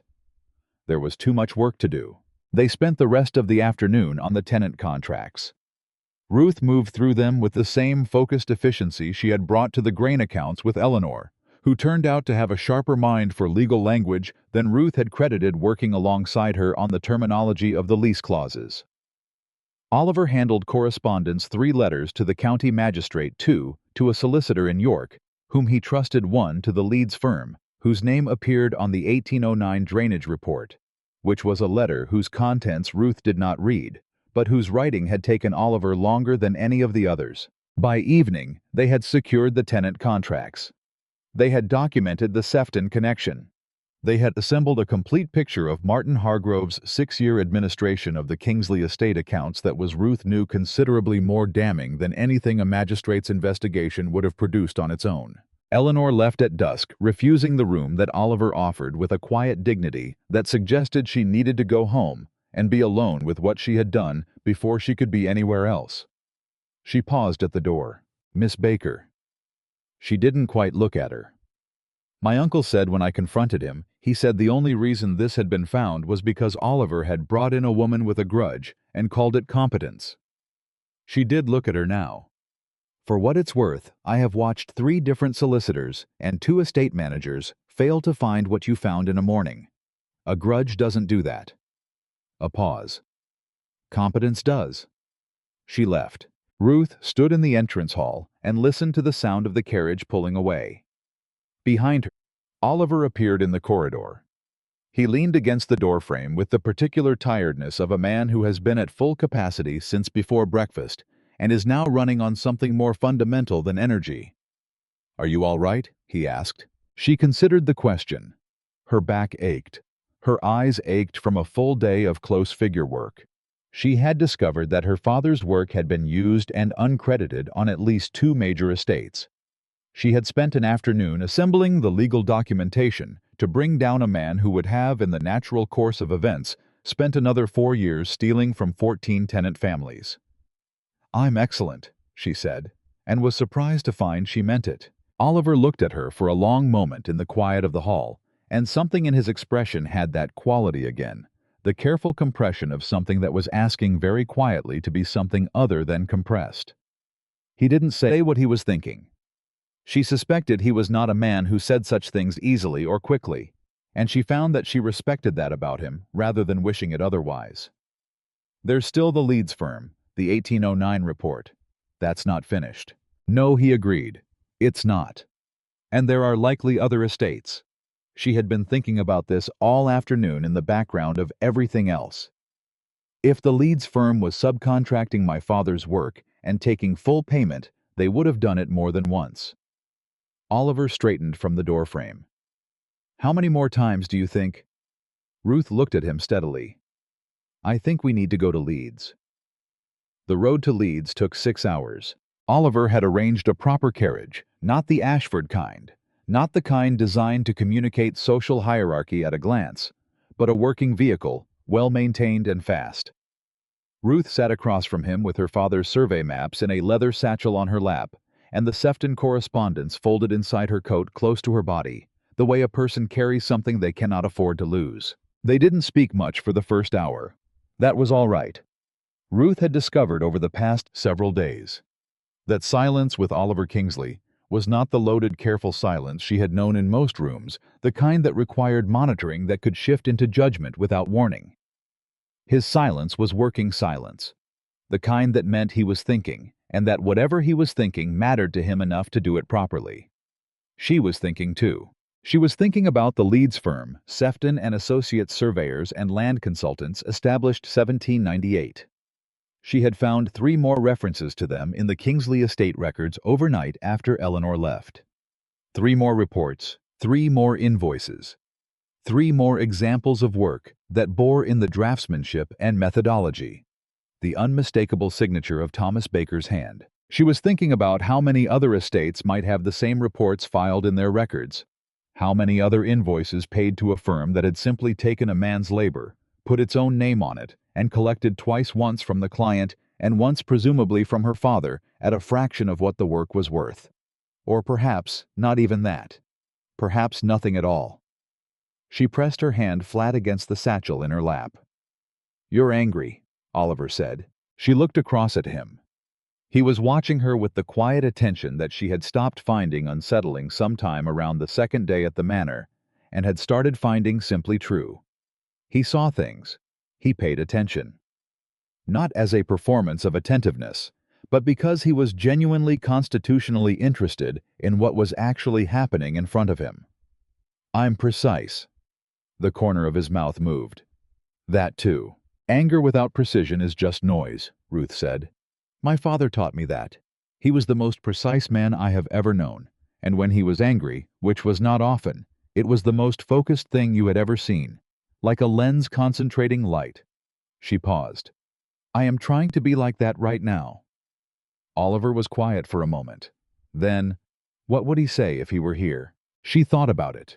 Genuinely thought about it, not as a rhetorical exercise, but as a real attempt to locate Thomas Baker in this situation. His voice, his manner, the particular quality of his attention when a problem was large but solvable. He would say, start with what you know, not what you suspect, not what you feel, what you can prove.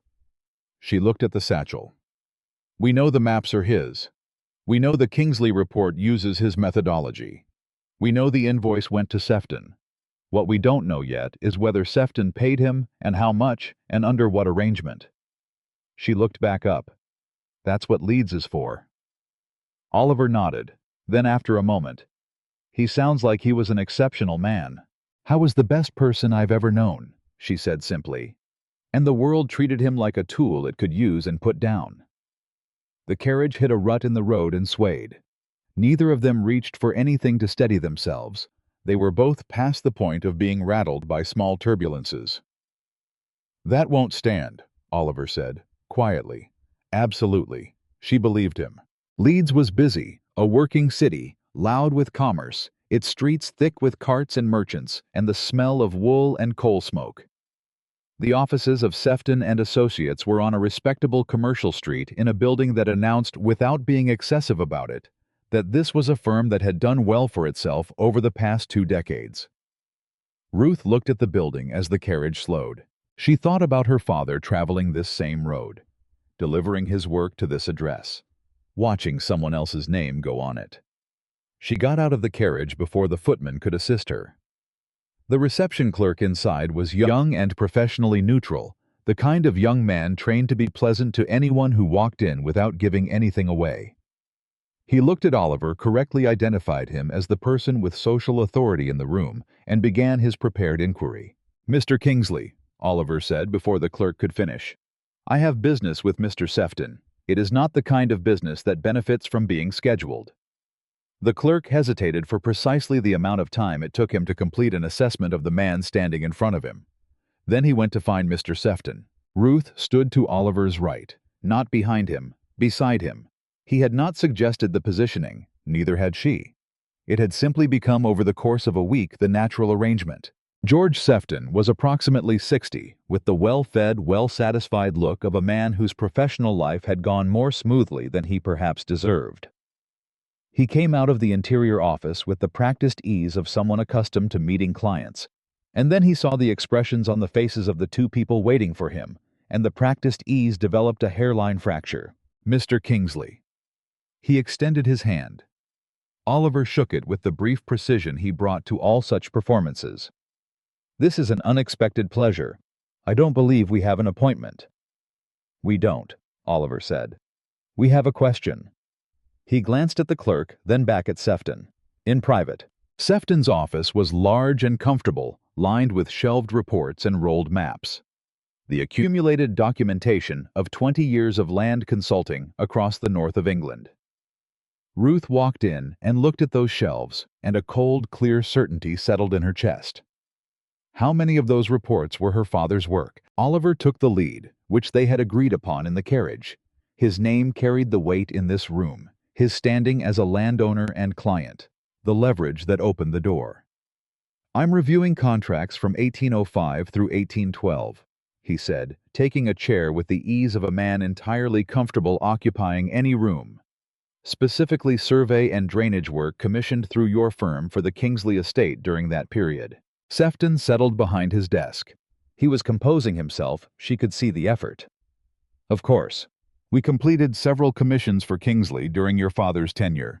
Quality work, as I recall." "Whose work?" Ruth asked.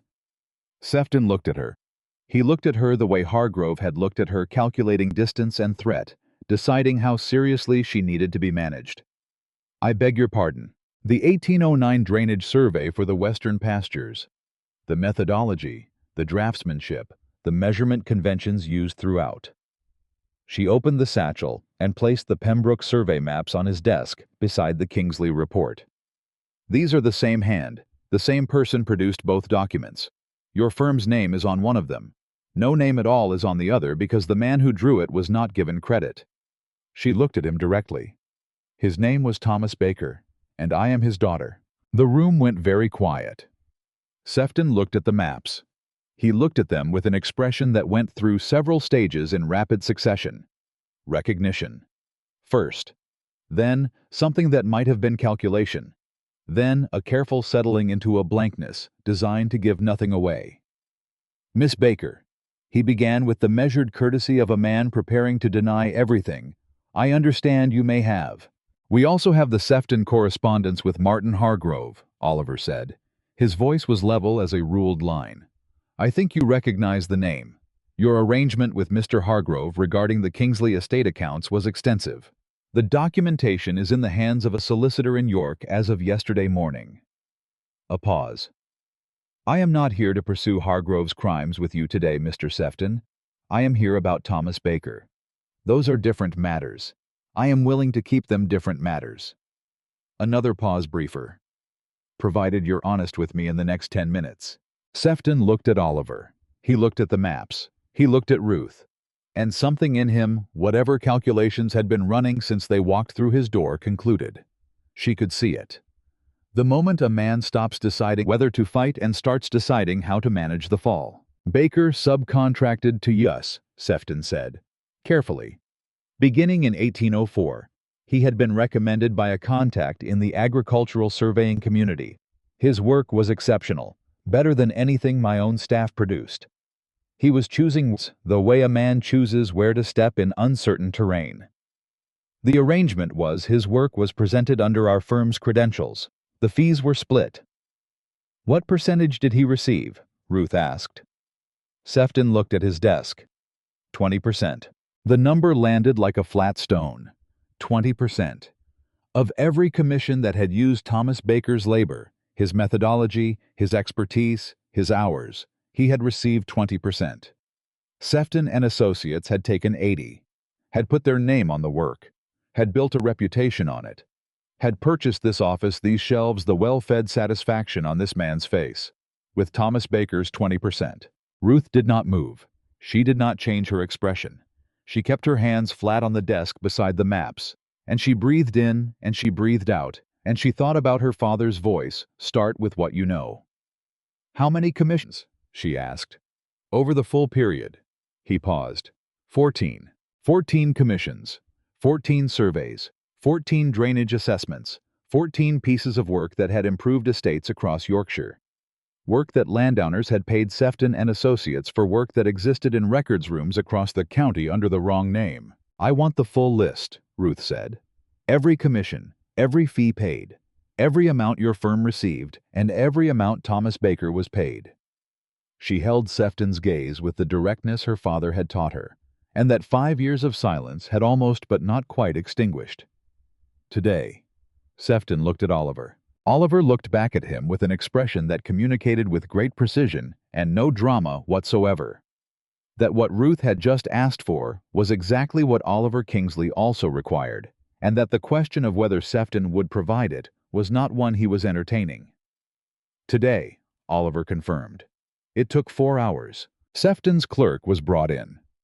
Files were pulled from the shelves. Ruth had been right about those shelves. Commission after commission, report after report, the work of Thomas Baker spread across 20 years under another firm's letterhead. Ruth went through each file with the systematic attention she brought to ledgers, making notations, cross-referencing dates and fees, assembling a complete picture with the same focused clarity she had brought to the Kingsley accounts. Oliver sat beside her through all of it. He didn't interject. He didn't attempt to manage the process. He simply remained present, his attention steady.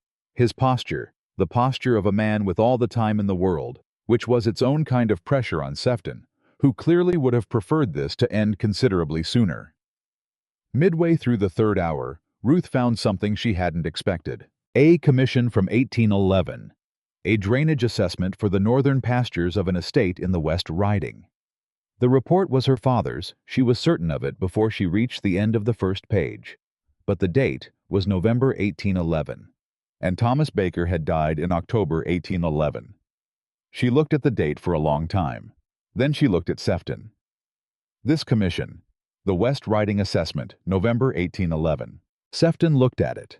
His expression shifted, the first real crack in his composure since the meeting began. My father died in October 1811, Ruth said. This work is dated November. His name is not on it, and your firm's name is. But this is his work. She kept her voice steady with considerable effort. This was not subcontracted to him. You had prior work from him, prior surveys, and you used his existing methodology and his draftsmanship style to produce a report after his death, under your name, for full payment. The silence that followed was of a different quality than any that had come before it. That is a very serious allegation, Sefton said, but his voice had lost its confidence entirely. It had the hollowness of a man saying the expected words because he has no better option. It is a very serious act, Ruth said. Oliver leaned forward. For the first time since they had entered this building, the control in his voice slipped very slightly, not into anger, but into something harder than his usual evenness, something with edges. You used a dead man's work to bill a client and kept the full fee. A man who could no longer dispute it. A man whose daughter had just been left with £20 and told to find work elsewhere. He looked at Sefton with an expression that Ruth suspected very few people had ever received from Oliver Kingsley, and none of them had found comfortable. I want the fee from that commission returned, with interest at the standard rate from November 1811 to today, and I want a signed statement of the full accounting, every commission, every fee, every amount paid to Thomas Baker, and every amount your firm retained. Sefton sat with the posture of a man who has run out of options and knows it. If I provide that, then this remains a civil matter, Oliver said. If you don't, I have sufficient documentation already to make it a criminal one. The choice is yours. You have until the end of today. They left Sefton to his clerks and his files and the reckoning he had been accumulating for 2 decades, and they stepped out into the Leeds afternoon. Ruth stood on the street outside and breathed the cold air. Oliver stood beside her. He didn't say anything immediately, and she was grateful for that. He used the work my father couldn't defend anymore.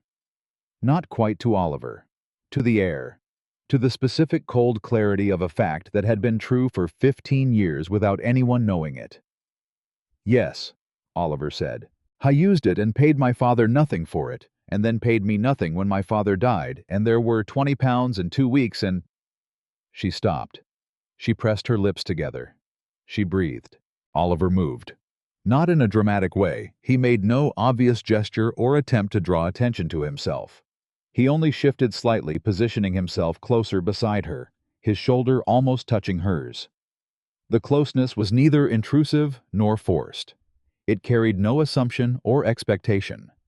It was simply a quiet presence, the warmth of someone choosing to stand near another person, because they understood that in this moment, being close was exactly what she needed. She did not pull away. "We're going to fix this," he said softly. Not as a promise meant only to comfort her, but as a calm statement of certainty, a truth he fully believed. She believed him.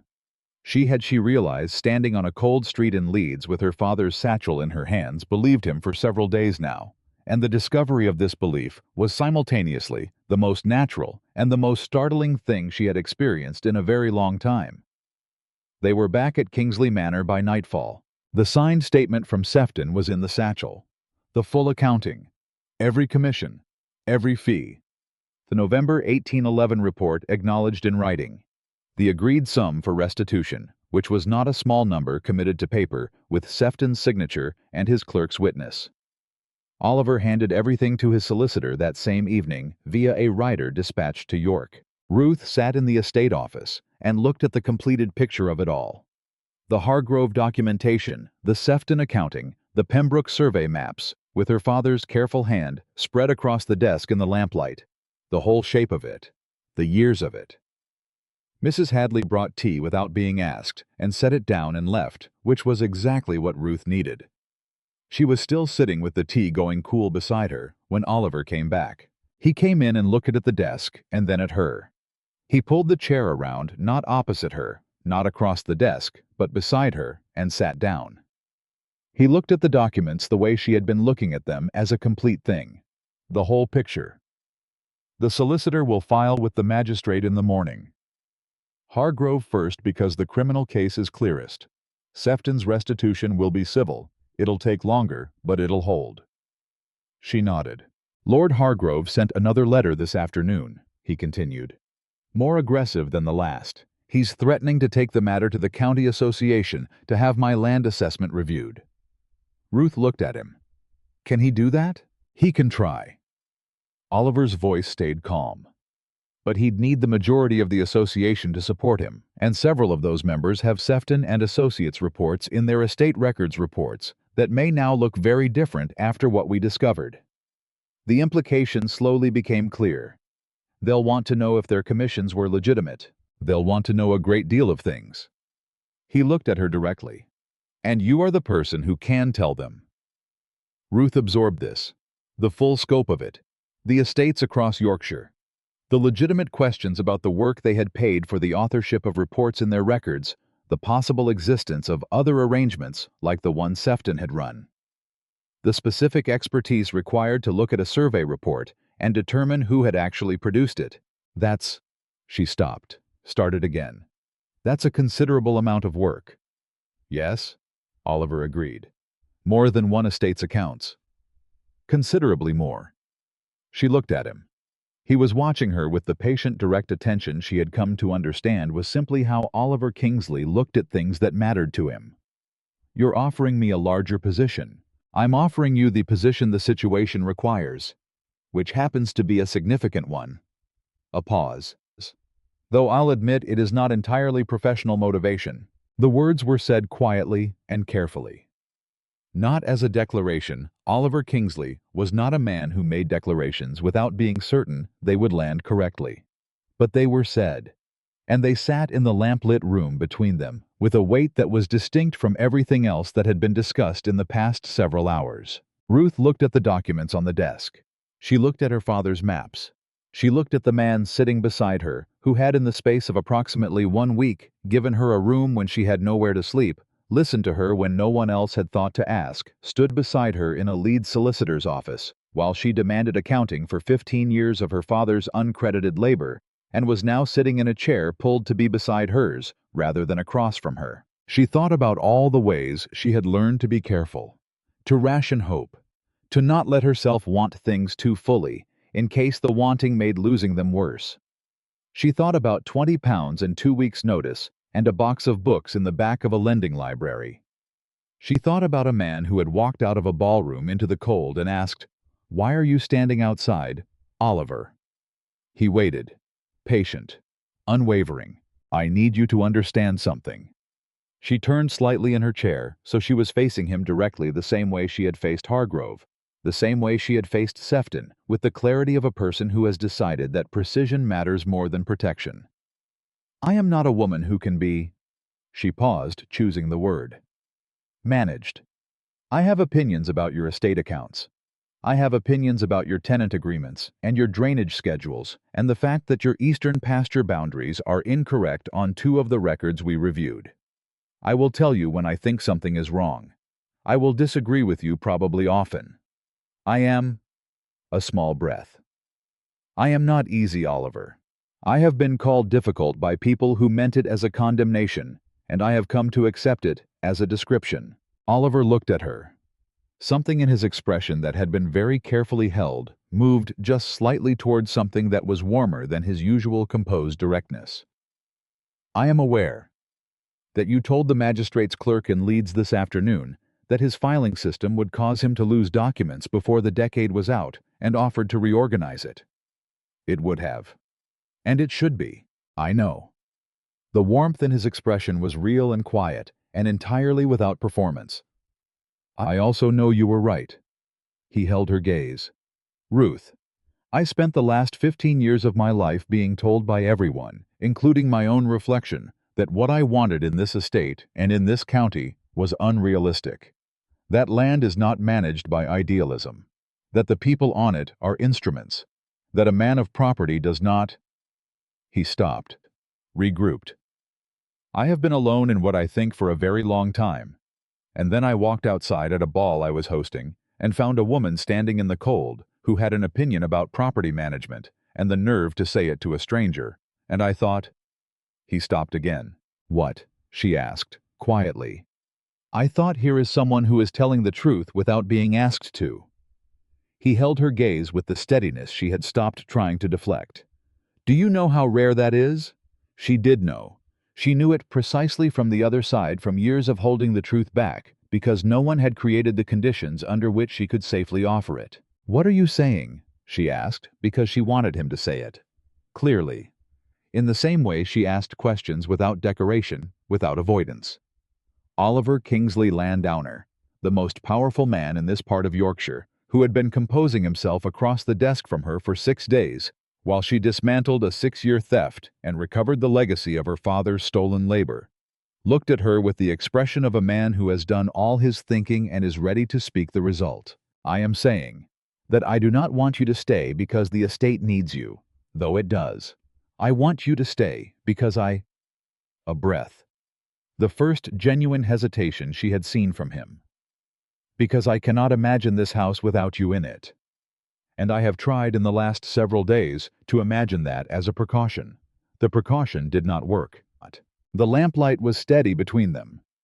Outside, the Yorkshire night was cold and large and indifferent, the way nights are in places where the land goes on for miles and the stars have nothing between them and the ground. Ruth Baker looked at this man who had asked her name when no one else had thought to, who had kept her father's maps with more care than the family her father served, who had sat beside her, physically beside her, not across from her, through 6 hours of files in a Leeds office, and not once suggested she might be too much, too direct, too difficult.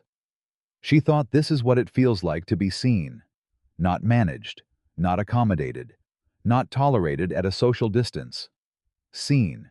"I have been trying to precaution myself as well," she said, and heard her own voice come out steadier than she felt.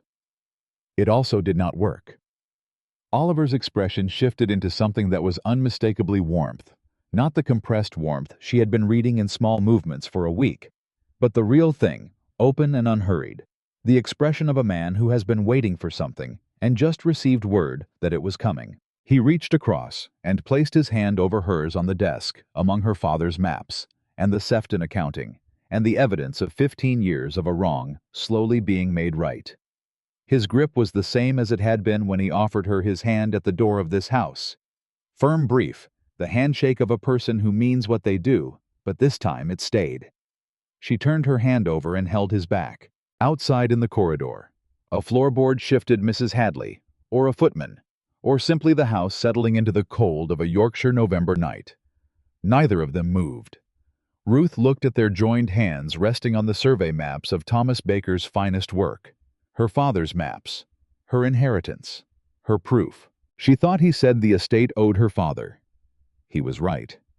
But what she had found here in this office, in this house, in this impossible week, she had not been looking for it and could not have named it before it arrived. This was not a debt being paid. This was something else entirely. Something she was, for the first time in 5 years, willing to let herself want. The letter from Lord Hargrove arrived on a Tuesday. Ruth was in the estate office, her office now in every practical sense.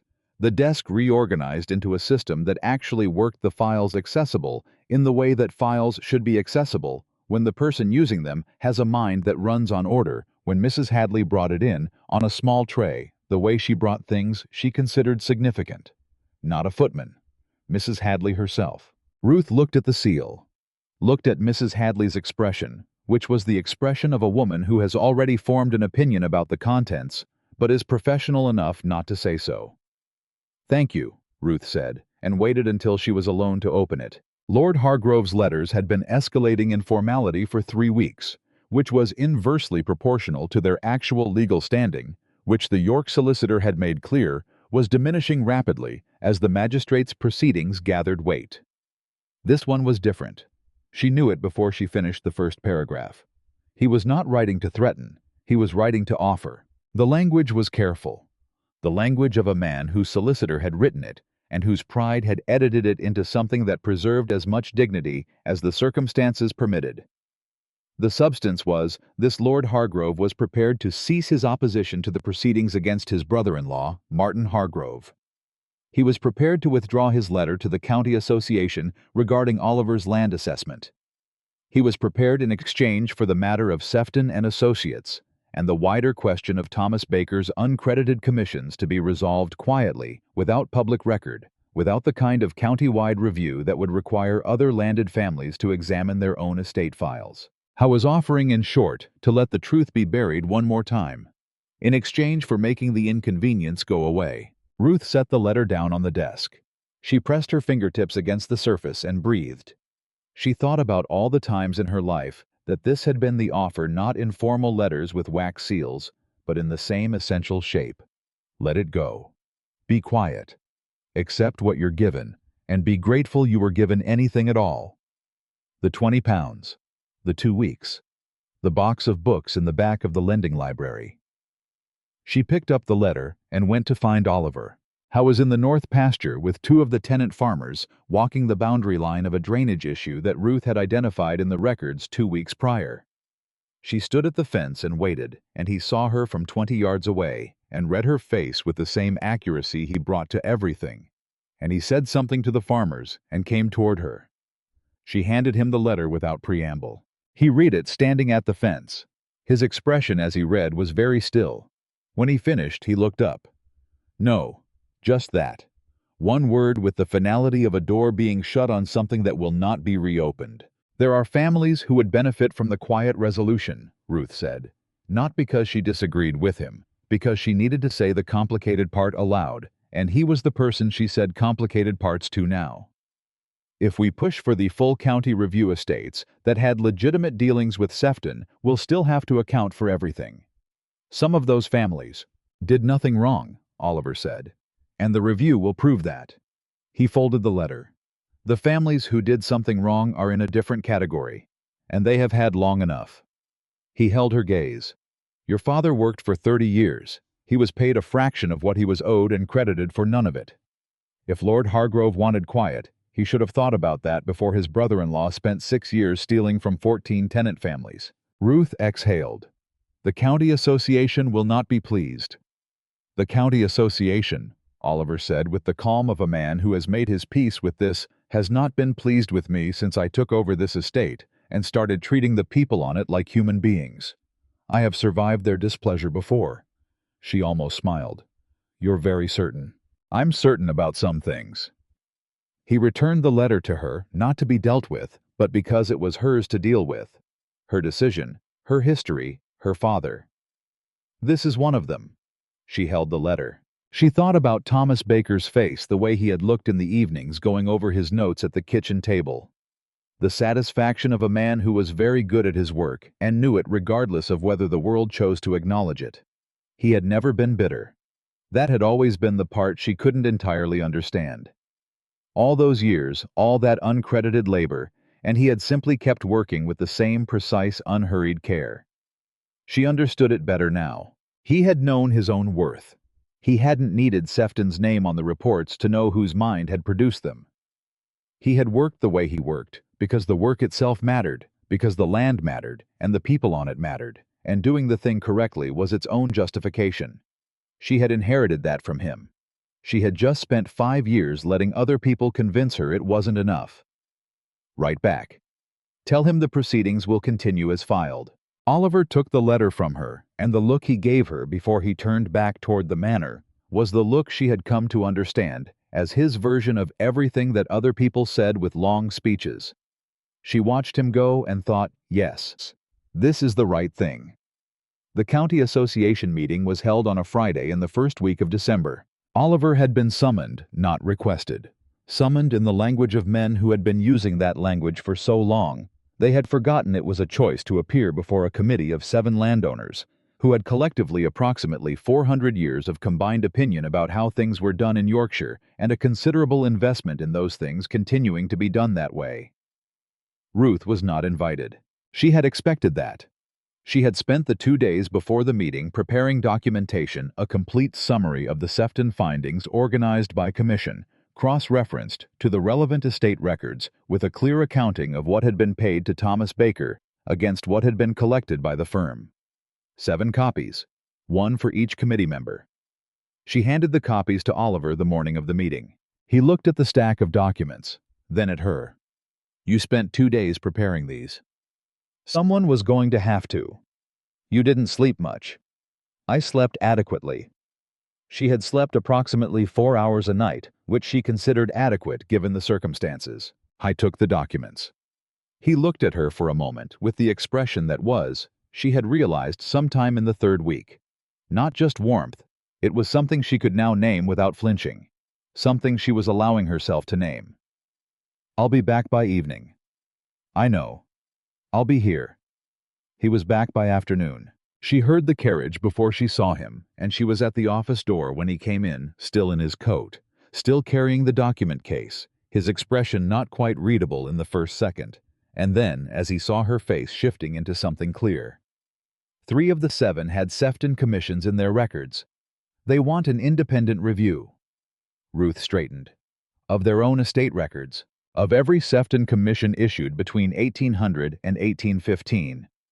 He set the document case on the desk. They want to know the scope. They want to know which work was Baker's and which was legitimately the firm's own production. He paused. They want you to do it. The silence that followed was the particular silence of a future arriving slightly ahead of schedule. They asked for me. Not a question. She needed to hear the specific shape of it, by name. Oliver looked at her directly. Gerald Pembroke spoke for you. He told them, and I am giving you his exact words. Thomas Baker was the finest surveyor and land analyst this county produced in the last 30 years. His daughter inherited every bit of it, and twice the nerve. If you want to know the truth about what's in your records, she's the only person in Yorkshire who can tell you. Ruth looked at the desk, at the documents spread across it, at her father's maps still there in the corner where she kept them, now not filed away, not archived, but present where she could see them. Gerald Pembroke, 70 years old, and finally saying what he should have said 15 years ago. She would take it. A belated truth was still a truth. When do they want to begin? She asked. January. Oliver's voice had something in it not quite amusement, but adjacent to it the compressed version. They were very dignified about it, very formal. Lord Pemberton referred to it as commissioning an independent assessment. He did not use your name in that sentence. He used the phrase, the Baker analysis. The Baker analysis. Her father's name. Her name. A commission, a real one, with the county association's formal request behind it, and the weight of 7 estates worth of records to examine, and a result that would, when it was done, be on record under the right name for the first time in 15 years. Lord Hargrove, she asked, abstained from the vote. A pause. He did not oppose it. That was as much as Lord Hargrove was going to give. She understood that. Some men didn't have it in them to be wrong out loud. They could only manage to stop being wrong quietly when the cost of continuing became too high. She could accept that. She looked up at Oliver. You spoke for me. Gerald Pembroke spoke for you. And before him, the compression in his expression, the warmth underneath it. I may have provided some context. Oliver, I told them, he said more directly, that the woman who identified a 6-year fraud in 20 minutes recovered £2,300 for this estate and produced a complete forensic accounting of 15 years of misattributed professional work, while simultaneously reorganizing my filing system, was not a woman whose name they could afford to get wrong. And that if they were going to commission a review of countywide estate records, doing it with anyone other than Ruth Baker would be... He paused. I believe I said professionally embarrassing. She stared at him. Professionally embarrassing, she repeated. The committee responded well to understatement. She looked at him. This man who had walked out of his own ballroom into the cold and asked a stranger her name, and then in the space of a month rebuilt his estate's accounts, pursued a 6-year fraud to its conclusion, traveled to Leeds, sat through 4 hours of a solicitor's files, and walked into a room of 7 landed Yorkshire gentlemen, and called their failure to acknowledge Ruth Baker professionally embarrassing. She had been managing her feelings about Oliver Kingsley very carefully for several weeks. With the same precision she brought to ledgers, noting the evidence, deferring conclusions, refusing to extrapolate beyond what the data supported. The data, she decided, was now sufficient. Oliver, ask me. He went still. Not the stillness of a man who didn't understand, the stillness of a man who understood exactly and was making absolutely certain, because he was not a person who moved on assumptions. Ask you what? Whatever it is you have been not quite asking me for the past 3 weeks. While you were being very careful and very patient and very you. She held his gaze with the directness that had always been her clearest language. Ask me. The stillness broke. Not dramatically, not with any performance. Oliver Kingsley simply moved from where he was standing to where she was standing, and he was close enough now that she could see the specific expression on his face, the one that had been living carefully managed behind the composed directness she had been reading all this time. It was not composed at all. Ruth Baker. Will you? Yes. He stopped. I hadn't finished. You didn't need to. She looked at him steadily. I have been watching you not ask for 3 weeks. I know what the question is. His mouth moved the compressed, almost smile she had catalogued approximately 40 times and never tired of.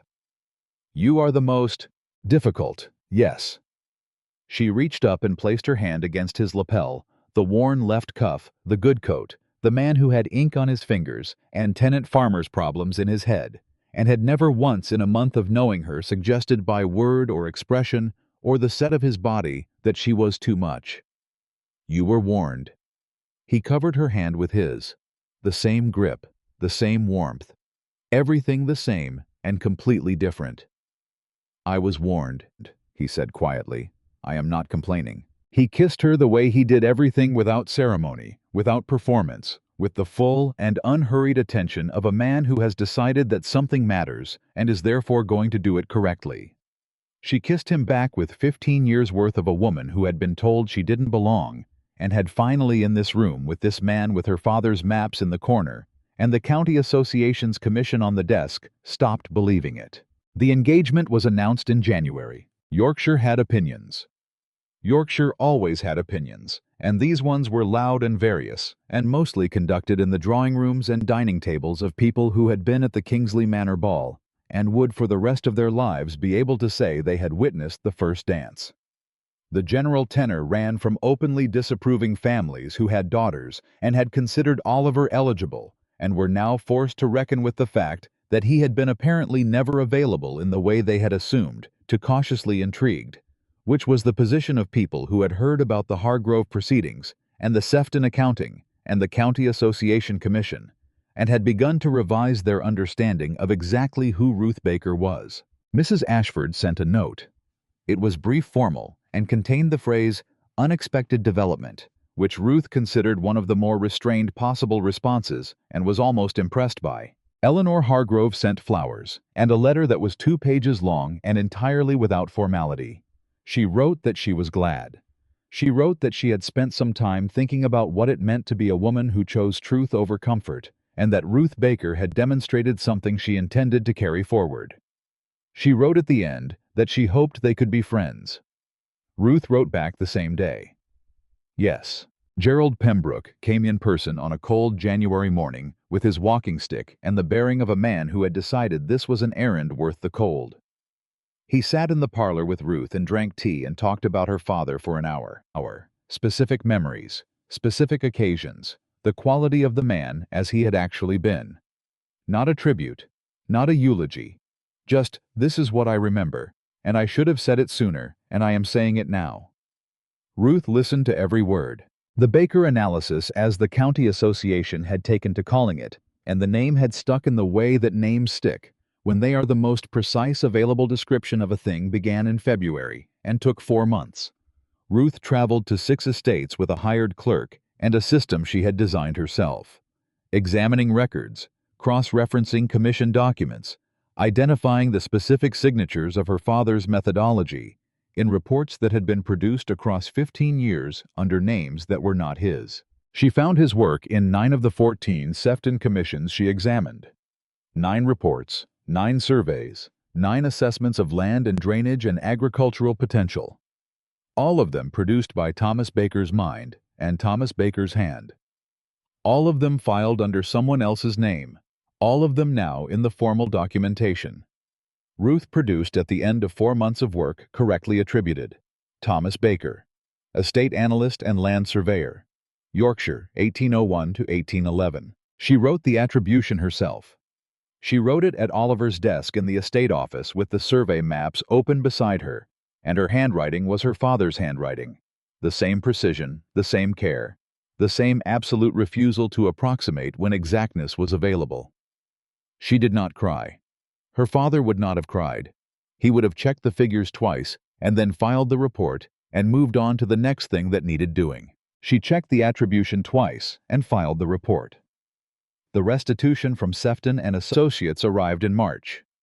It was with the accumulated interest from 1804 through the present, a substantial sum, more than Ruth had allowed herself to calculate precisely, because precision on that particular number felt too much like hope, and she had still, even now, some old habit of rationing hope. It was enough. It was considerably more than enough. Oliver offered to manage it for her. She declined. She managed it herself with a system she designed in an afternoon, and then explained to him in detail because he had asked, and because she had long since stopped performing any version of herself that was less than entirely what she was. He had listened and asked 3 questions, and then said, "You've already calculated the projected returns at 3 different investment rates, haven't you?" 4. The third scenario has a variable I wasn't confident about. He had looked at her with the expression she had stopped being surprised by and started being grateful for. Every day. The specific look of a person who finds you exactly right. They were married in April, in the small church at the edge of the village, with Gerald Pembroke and Mrs. Hadley and the estate's 14 tenant families, and Eleanor Hargrove and the nervous 19-year-old girl from the lending library, who had apparently read about the proceedings in the county paper and written Ruth a letter saying she thought what she'd done was very brave, and Ruth had written back and invited her to the wedding. The church was full. Ruth stood at the front of it in a dress she had chosen herself. Not elaborate, not performing wealth, she didn't need to perform anymore, but good fabric and a precise fit and a deep blue that her father had always said suited her, and she looked at Oliver Kingsley, who was watching her walk toward him with the full and undivided attention of a man who had decided on a cold November night to walk outside and ask a woman standing alone in the frost why she was out there. She walked toward him without looking at anyone else. They said what needed to be said in front of the people who had earned the right to witness it. And when it was done, Oliver held both her hands in his and looked at her the way he had always looked at her, directly, completely, without any of the social machinery that other people use to keep feeling at a manageable distance. They told you to stay with the coachman, quietly enough that it was only for her. You were always meant to stand beside me. She looked at him, this man, this place, this life that had arrived in the shape of a question asked in the cold. She thought about everything that had brought her here, the loss of it, the weight of it, the long years of silence and the ledgers and her father's maps and 20 pounds, and the way that truth given time and precision and the willingness to keep looking tends eventually to correct itself. I did not need a door opened for me. The same quietness, the same completeness. I only needed someone brave enough to see I was already worthy. Oliver's hands tightened on hers. Behind them the church was warm, full of the sound of people who had witnessed something true. Outside Yorkshire was cold and wide and going on for miles in every direction, the land that her father had known, that she now knew, that she and Oliver would tend together with the specific and unhurried care of people who understood that the ground under your feet is only as strong as the truth you build it on. Ruth Baker. Ruth Kingsley breathed in. She was inside. She had always belonged inside. And now at last the world knew it too.